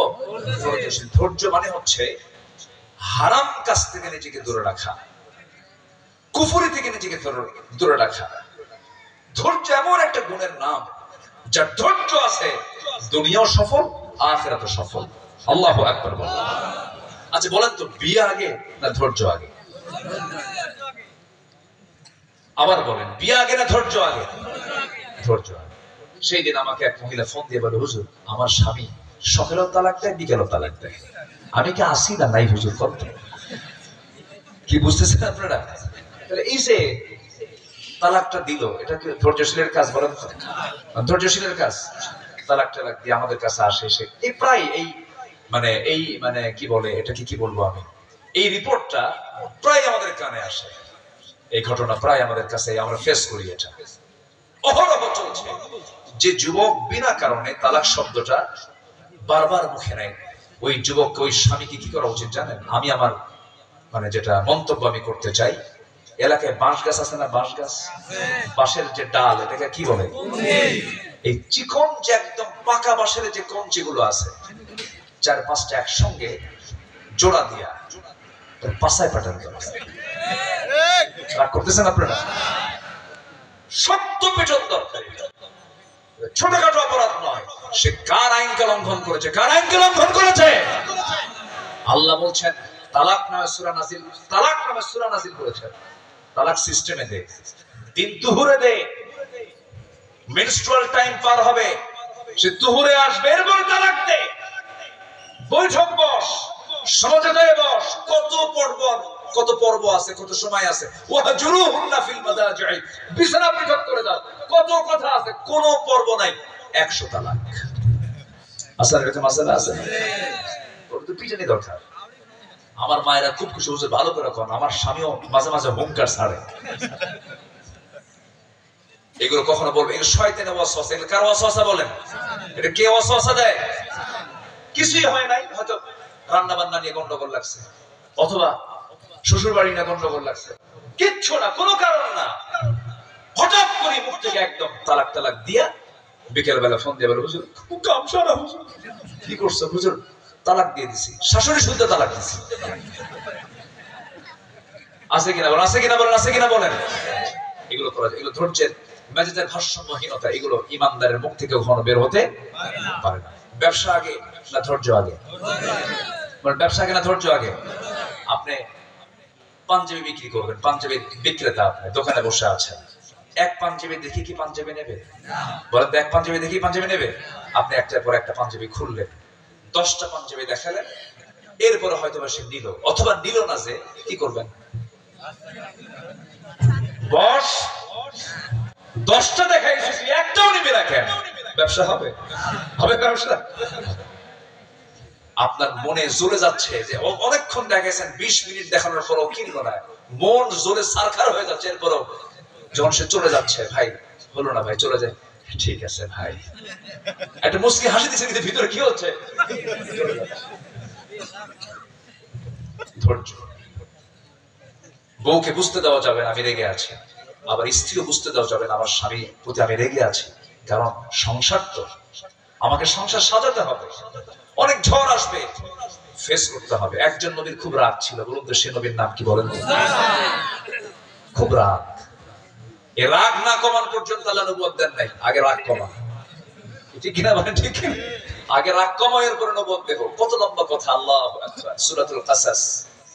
রাগের ঠেলায় মারছে থাপ্পড়, একসঙ্গে মারছে হলো শাসন করার জন্য, থাপ্পড় মারাও সারা, মরে যাও সারা। যখন মরে গেছে আল্লাহকে বলে, আল্লাহ শোনো, আমি মারছিলাম, নিয়ত ছিল ওকে থাপ্পড় মেরে একটু সোজা হোক, ভালো হোক, মারছে থাপ্পড় শাসনের নিমিত্তে গেল ময়দান, তো আল্লাহ মার্ডার কেসের আসামি কিন্তু আমি না। কথা বুঝলেন? আল্লাহ কয়, মুসা শোনো, যদি কৌশল খাটাও কাম হবে না, ফেরাউন তোমার বিরুদ্ধে কিন্তু বলিয়া জারি করছে, তুমি এখন দেশ ছাড়ো। আল্লাহ নবীরা দেশে থাকতে পারছেন? নিজের দেশ ছেড়ে ওই অবস্থায়, কিচ্ছু নাই হাতে, কোনো ব্যাগ বুক কিচ্ছু নাই, কোনো সামান টামান কিচ্ছু নাই, ওই মরে গেছে যখন সেখান থেকে নাই, মুসা ইসলাম চলে গেছেন। যেদিক চোখ চলে যায়, ইয়েমেন নামক এক এলাকায় চলে গেলেন, মাদিয়ান নামক এলাকায় চলে গেলেন। মাদিয়ান যাওয়ার পর একটা কূপের ধারে গেলেন, প্রচন্ড পানি তৃষ্ণা, কূপের ধারে গিয়ে কূপ থেকে পানি তুলে পান করলেন। দেখলেন দুজন মহিলা হেঁটে হেঁটে আসে, একটা বালতি নিয়ে, বালতি নিয়ে দাঁড়ায় আছে, কূপের পানি নিচ্ছে না। বলে, নাই মহিলা, সন্ধ্যা হয়ে যায়, পানি নাও না কেন? উপরে ঢাকনা আছে, টান দিতে বহু শক্তির দরকার, 7 থেকে 8 জন যুবক মানুষ লাগবে, আমরা পারবো না, এই জন্য দাঁড়ায় আছি, পুরুষ মানুষ নিয়ে যাবে, বাকি অবশিষ্ট পানি যা বেঁচে থাকবে ওখান থেকে আমরা পানি তুলে নিয়ে চলে যাবো। মুসা ভাবলেন যে মহিলা মানুষ, সন্ধ্যার পরে তো থাকাও ঠিক না, নিরাপত্তার অভাব, মহিলা মানুষ থাকতে হয় না। বললেন যে বালতিতে দাও তো আমাকে। বালতি হাতের মধ্যে নিলেন, কূপের ধারে গেলেন, ঢাকনা টান দিতে 7 থেকে 8 জন যুবক লাগে, উনি বাম হাতে ধরলেন, ফিকা মারলেন, সিটকে পড়ে গেছে 14 হাত দূরে। মহিলা দুইজন মনে মনে, কি মানুষ নাকি? বিশাল শক্তি। আল্লাহ নবীদের শক্তি সবার চাইতে কম না বেশি? বলেন তো। আল্লাহ তাআলা আমার রাসূলকে 100 জনেরও বেশি পুরুষের শক্তি দিয়েছেন, জান্নাতি পুরুষের, আমার রাসূলের গায়ের মধ্যে। আল্লাহু আকবার। এটা শক্তিশালী রাসূল ছিল। বালতি দিয়ে দিলেন, চলে যাও। চলে গেছে। বাপ বলতেছে, আব্বা, আমার মেয়েরা তোমার এত তাড়াতাড়ি আসলে কেমনে? কাব্বা কাফিজুন আজিজ, খুব শক্তিশালী এক যুবক দেখলাম, ঢাকনায় হাত দিল আর সিটকে পড়ে গেল, তাড়াতাড়ি হেল্প করলো, পানি তুলে দিল, আমরা নিয়ে চলে আসলাম। বৃদ্ধ পিতা বলছে, তুমি যে বলবা আমার বড় মেয়ে আগামীকালকে আমার সালাম জানায় বলবা যে আমি তাকে দাওয়াত দিলাম, সেজন্য আমার সঙ্গে দেখা করে। পরের দিন গিয়ে বলতেছে যে আবুনা শাইখুন কাবীর, আমাদের আব্বা খুব বুড়া মানুষ, চোখে কম দেখেন, চলাফেরা কম করেন, আপনাকে সালাম জানিয়েছেন, আপনাকে আমাদের বাড়িতে আসতে হবে, আপনি কি আসবেন? উনি মনে মনে ভাবতেছেন যে এত দূর আসছি, কেউ চিনি না, কেউ আমাকে চেনে না, তো ভালোই তো হয়, কিন্তু যাবো তো, কিন্তু বাড়ি তো আমি চিনি না। আপনার চেনার দরকার নাই, আমি সামনে সামনে যাব, আপনি আমার পিছে পিছে আসবেন। মুসা ইসলাম বললেন, এই মহিলা, তুমি কি বললা? তুমি সামনে থাকবা আর আমি পিছে পিছে থাকবো, আমি কি এমন পুরুষ? সুবহানাল্লাহ বলবেন না? আমাকে এমন পুরুষ মনে হয় তোমার? আমি কেন নারীর পিছনে থাকবো? আমি তো পিছনে থাকার জাত নয়, আমি পুরুষ, আমি ইমামের জাত, আমি সামনে থাকবো। এদেশে বহুদিন এদেশের জনগণ পুরুষের পিছে ছিল না নারীর পিছে ছিল? বলেন, এটা কি নবীদের সুন্নাহ? আমরা আর থাকতে রাজি না। জোরে বলি ইনশাআল্লাহ।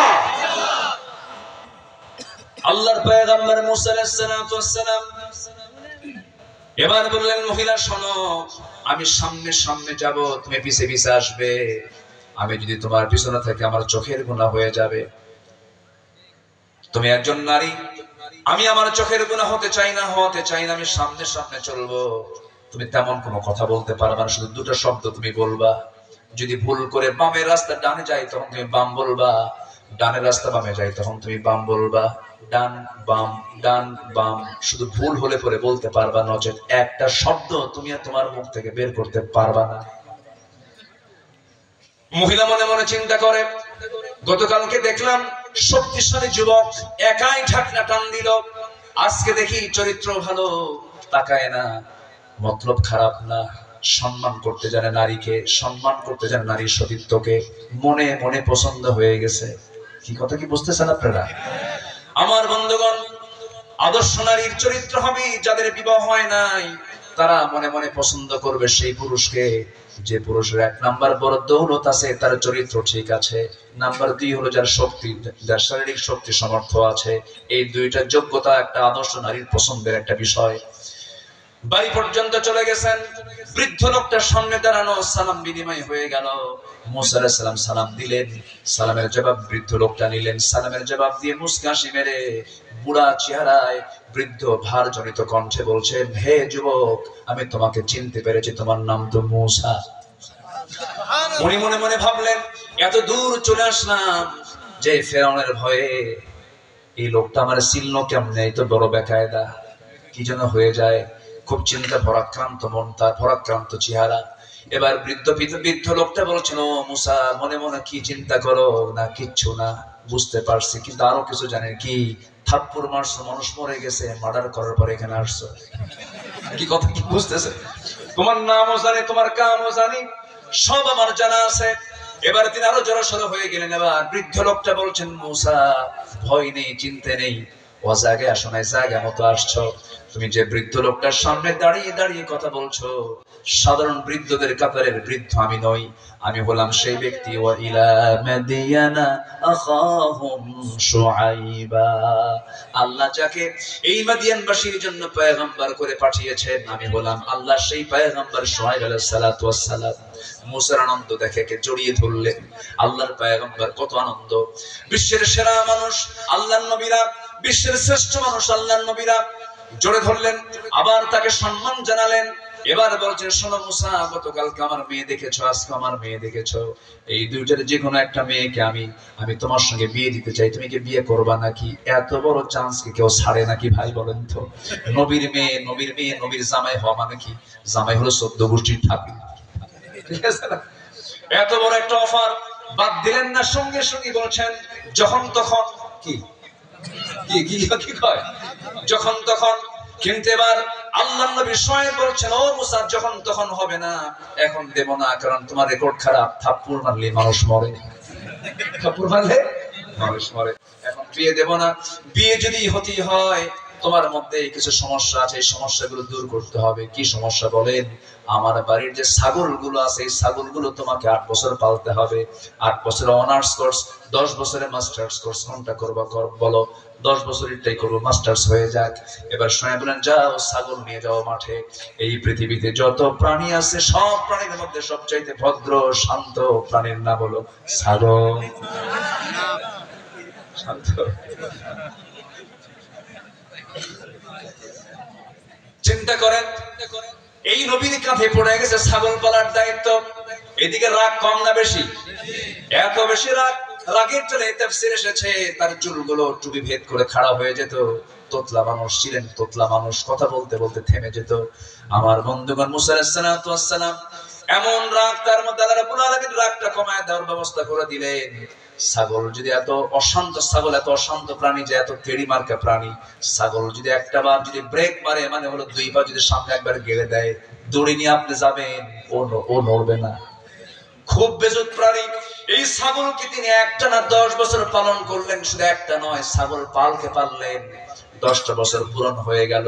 ইবনে কাসির এসেছে, সর্বশেষ দিন যেদিন তিনি ছাগলগুলো নিয়ে যখন বাড়িতে আসবেন, এমন সময় একটা ছাগল পাল থেকে একাই দৌড় মেরেছে একদিকে যেই ছাগলটা দৌড় মেরেছে, তিনি সেই দিকেই দৌড় মারলেন। পাল তো এক জায়গায় থাকে, কিন্তু একটা সিটকে বলে দৌড়ায়, ওই একটাকে দৌড়ানোর ধরার জন্য তিনিও দৌড়ান, ছাগলও দৌড়ায়। যত দৌড়াবে, যে ব্যক্তি দৌড়াবে, ছাগলের তার রাগ কমার কথা না বাড়ার কথা? বাড়তেছে। ছাগল দৌড়ায়, মুসার রাগ বাড়তেছে। একবারে ছাগল আর পারলো না, ছাগল থেমে গেছে, হাঁপাচ্ছে, কাঁপতেছে। 2 পা শক্ত করে ধরলেন, শূন্যের উপরে খাড়া করলেন, এক আছাড় মারবেন। লক্ষ্য করে দেখেন ছাগলটা কাঁপে, ছাগলটার লোমকূপ দিয়ে টপ টপ করে ঘামগুলো ঝরতেছে, চোখে মুখে চরম ভয়ের ছাপ, ভয় পেয়েছি চরম। মুসা আলাইহিস সালাম তৎক্ষণাৎ ঠান্ডা হয়ে গেলেন, মেজাজের ভারসাম্য চলে এলো। মনে মনে ভাবলেন, তুই তো ছাগল ধরে মেরে লাভ কি, তোকে মেরে তো লাভ নাই। দুইটা হাত থেকে আস্তে করে ছেড়ে দিলেন, বুকের মধ্যে নিলেন, প্রাণীর প্রতি রহম করলেন, দয়া করলেন, মহব্বত করলেন, ভালোবাসলেন। আল্লাহ বললেন, মুসা তোমার রাগ কমে গেছে, নবুয়ত দিয়ে দিলাম। সুবহানাল্লাহ। তাহলে ধৈর্যের কি দরকার আছে ভাই? ধৈর্যের দরকার আছে। তাহলে দোয়া কবুল করবেন কে? আল্লাহ। আর রাগ দেখাবেন, দুনিয়াও শেষ, আখিরাতও শেষ। আল্লাহ কবুল করুন, জোরে বলি আমিন। দোয়া আরো চালাবো? জি, বসেন। মাহফিল তো জমে গেছে, তাই না? এখন তো লক্ষণ আপনাদের দেখে মনে হচ্ছে হিয়া হাত্তা মাতলাইল ফজর। আমার মা বোন মাহফিল আসছেন, বসেন, কেউ যাবেন না। আমরা দোয়া একটা লোভনীয় কাজ। দোয়া একটা কি কাজ বলেন তো? লোভনীয়, আকর্ষণীয় একটা বিষয়। আল্লাহর কাছে চাবো, উদউনি আস্তাজিব লাকুম। আচ্ছা, বলবো। আমার মা বোন যারা আসছেন, একটু শর্ট করে বলি। প্রত্যেকের বাড়িতে 3টা আমল থাকতে হবে। কয়টা আমল বলেন তো? বেশি কিছু লাগে না, ভালো হওয়ার জন্য বেশি কিছু লাগে না। প্রত্যেক বাড়িতে 3টা আমল রেগুলার থাকতে হবে। একটা হচ্ছে তেলাওয়াত। একটা কি বলেন? যেরকম কি বলেন? কিসের তেলাওয়াত? শুধু মহিলা মানুষ নাকি? পরিবারের প্রত্যেক সদস্য সকালবেলা কি দিয়ে শুরু করবে? তেলাওয়াত, কোরআন তেলাওয়াত। নাম্বার 2 হচ্ছে নামাজ। নাম্বার 2 কি বলেন? নামাজ। নাম্বার 3 হচ্ছে পর্দা।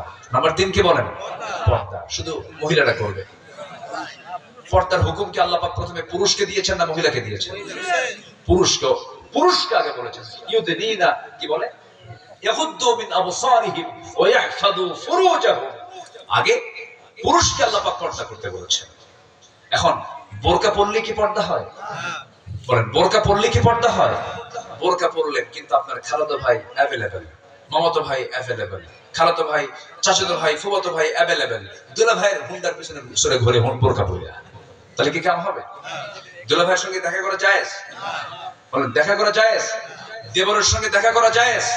দেবর, ভাসুর, দুলা ভাই দেখা করা হালাল না হারাম? পর্দা রক্ষা করা সুন্নত না ফরজ? এই পর্দা হচ্ছে আসল পর্দা। এই পর্দাগুলো যদি মেইনটেইন হয়, 100% পর্দাশীলা থাকে আপনি বলতে পারবেন। আর আপনি হাত মোজা, পা মোজা, বোরকা সব করে দুলাভাইয়ের সঙ্গে আপনি দেখা করলেন, দেবরের সঙ্গে আপনি দেখা করলেন, সব পর্দা শেষ, পর্দা হলো না। দুলাভাইরা দুষ্ট হয়, সব দুলাভাইরা দুষ্টমি করতে চায়, ওয়াসওয়াসা দেয় যে শয়তান, বুঝেন না? এজন্য ওয়াসওয়াসা দেওয়ার কোনো পরিবেশ তৈরি করে দেওয়া যাবে না। শালীকে বলে, মুন্ডায় উঠবো না, একদম মারে, বুঝেন নাই? উঠে আনিল, ভাবে যে দুলাভাই মানুষ, না করি কেমনে, উঠছে, ভাবতেছে গায়ের সঙ্গে গা লাগা, এটা কেমন হয়? এটা দূরে দূরেই বসে, মানে মাঝখানে গ্যাপ রাখছে, কিন্তু সামনে যায়া দুলাভাই এমন ব্রেক মারে, এক ব্রেকে গ্যাপ পুরো আছে কিনা বলেন? ওদের গ্যাপ পূরণ করার কোন সুযোগ দেওয়া যাবে না। বেড়া ক্ষেত খায়, কথা বুঝতেছেন? ক্ষতি যা হয় দূরের মানুষের না কাছের মানুষের দিয়ে? বলেন, কাছের মানুষ। খালাতো ভাই শুধু খালার বাসায় আসে, খালাম আসসালামু আলাইকুম, খালাম, খালাতো বোন আছে যে, ওর সালামের মতলব হলো কোন বোন? খালাতো বোন। এটা খালাকে বুঝতে হবে যে আমার বাসায় এত আমার এই ভাগিনা আসে কেন, কেন আসে, কেন সালাম দেয় বারবার? সালামের উত্তর নিয়ে বলবে, তুই আর আসবি না। ঠিক আছে, কথা বুঝলেন না? সোজা বলে দিবে। কারণ সবার আগে পর্দা। আল্লাহ পাক মাদেরকে পর্দায় থাকার তৌফিক দান করুন। জোরে বলি আল্লাহুম্মা আমিন। আচ্ছা, চলে গেল। এখন দোয়ার পালা। তার আগে কে যেন কি গোসল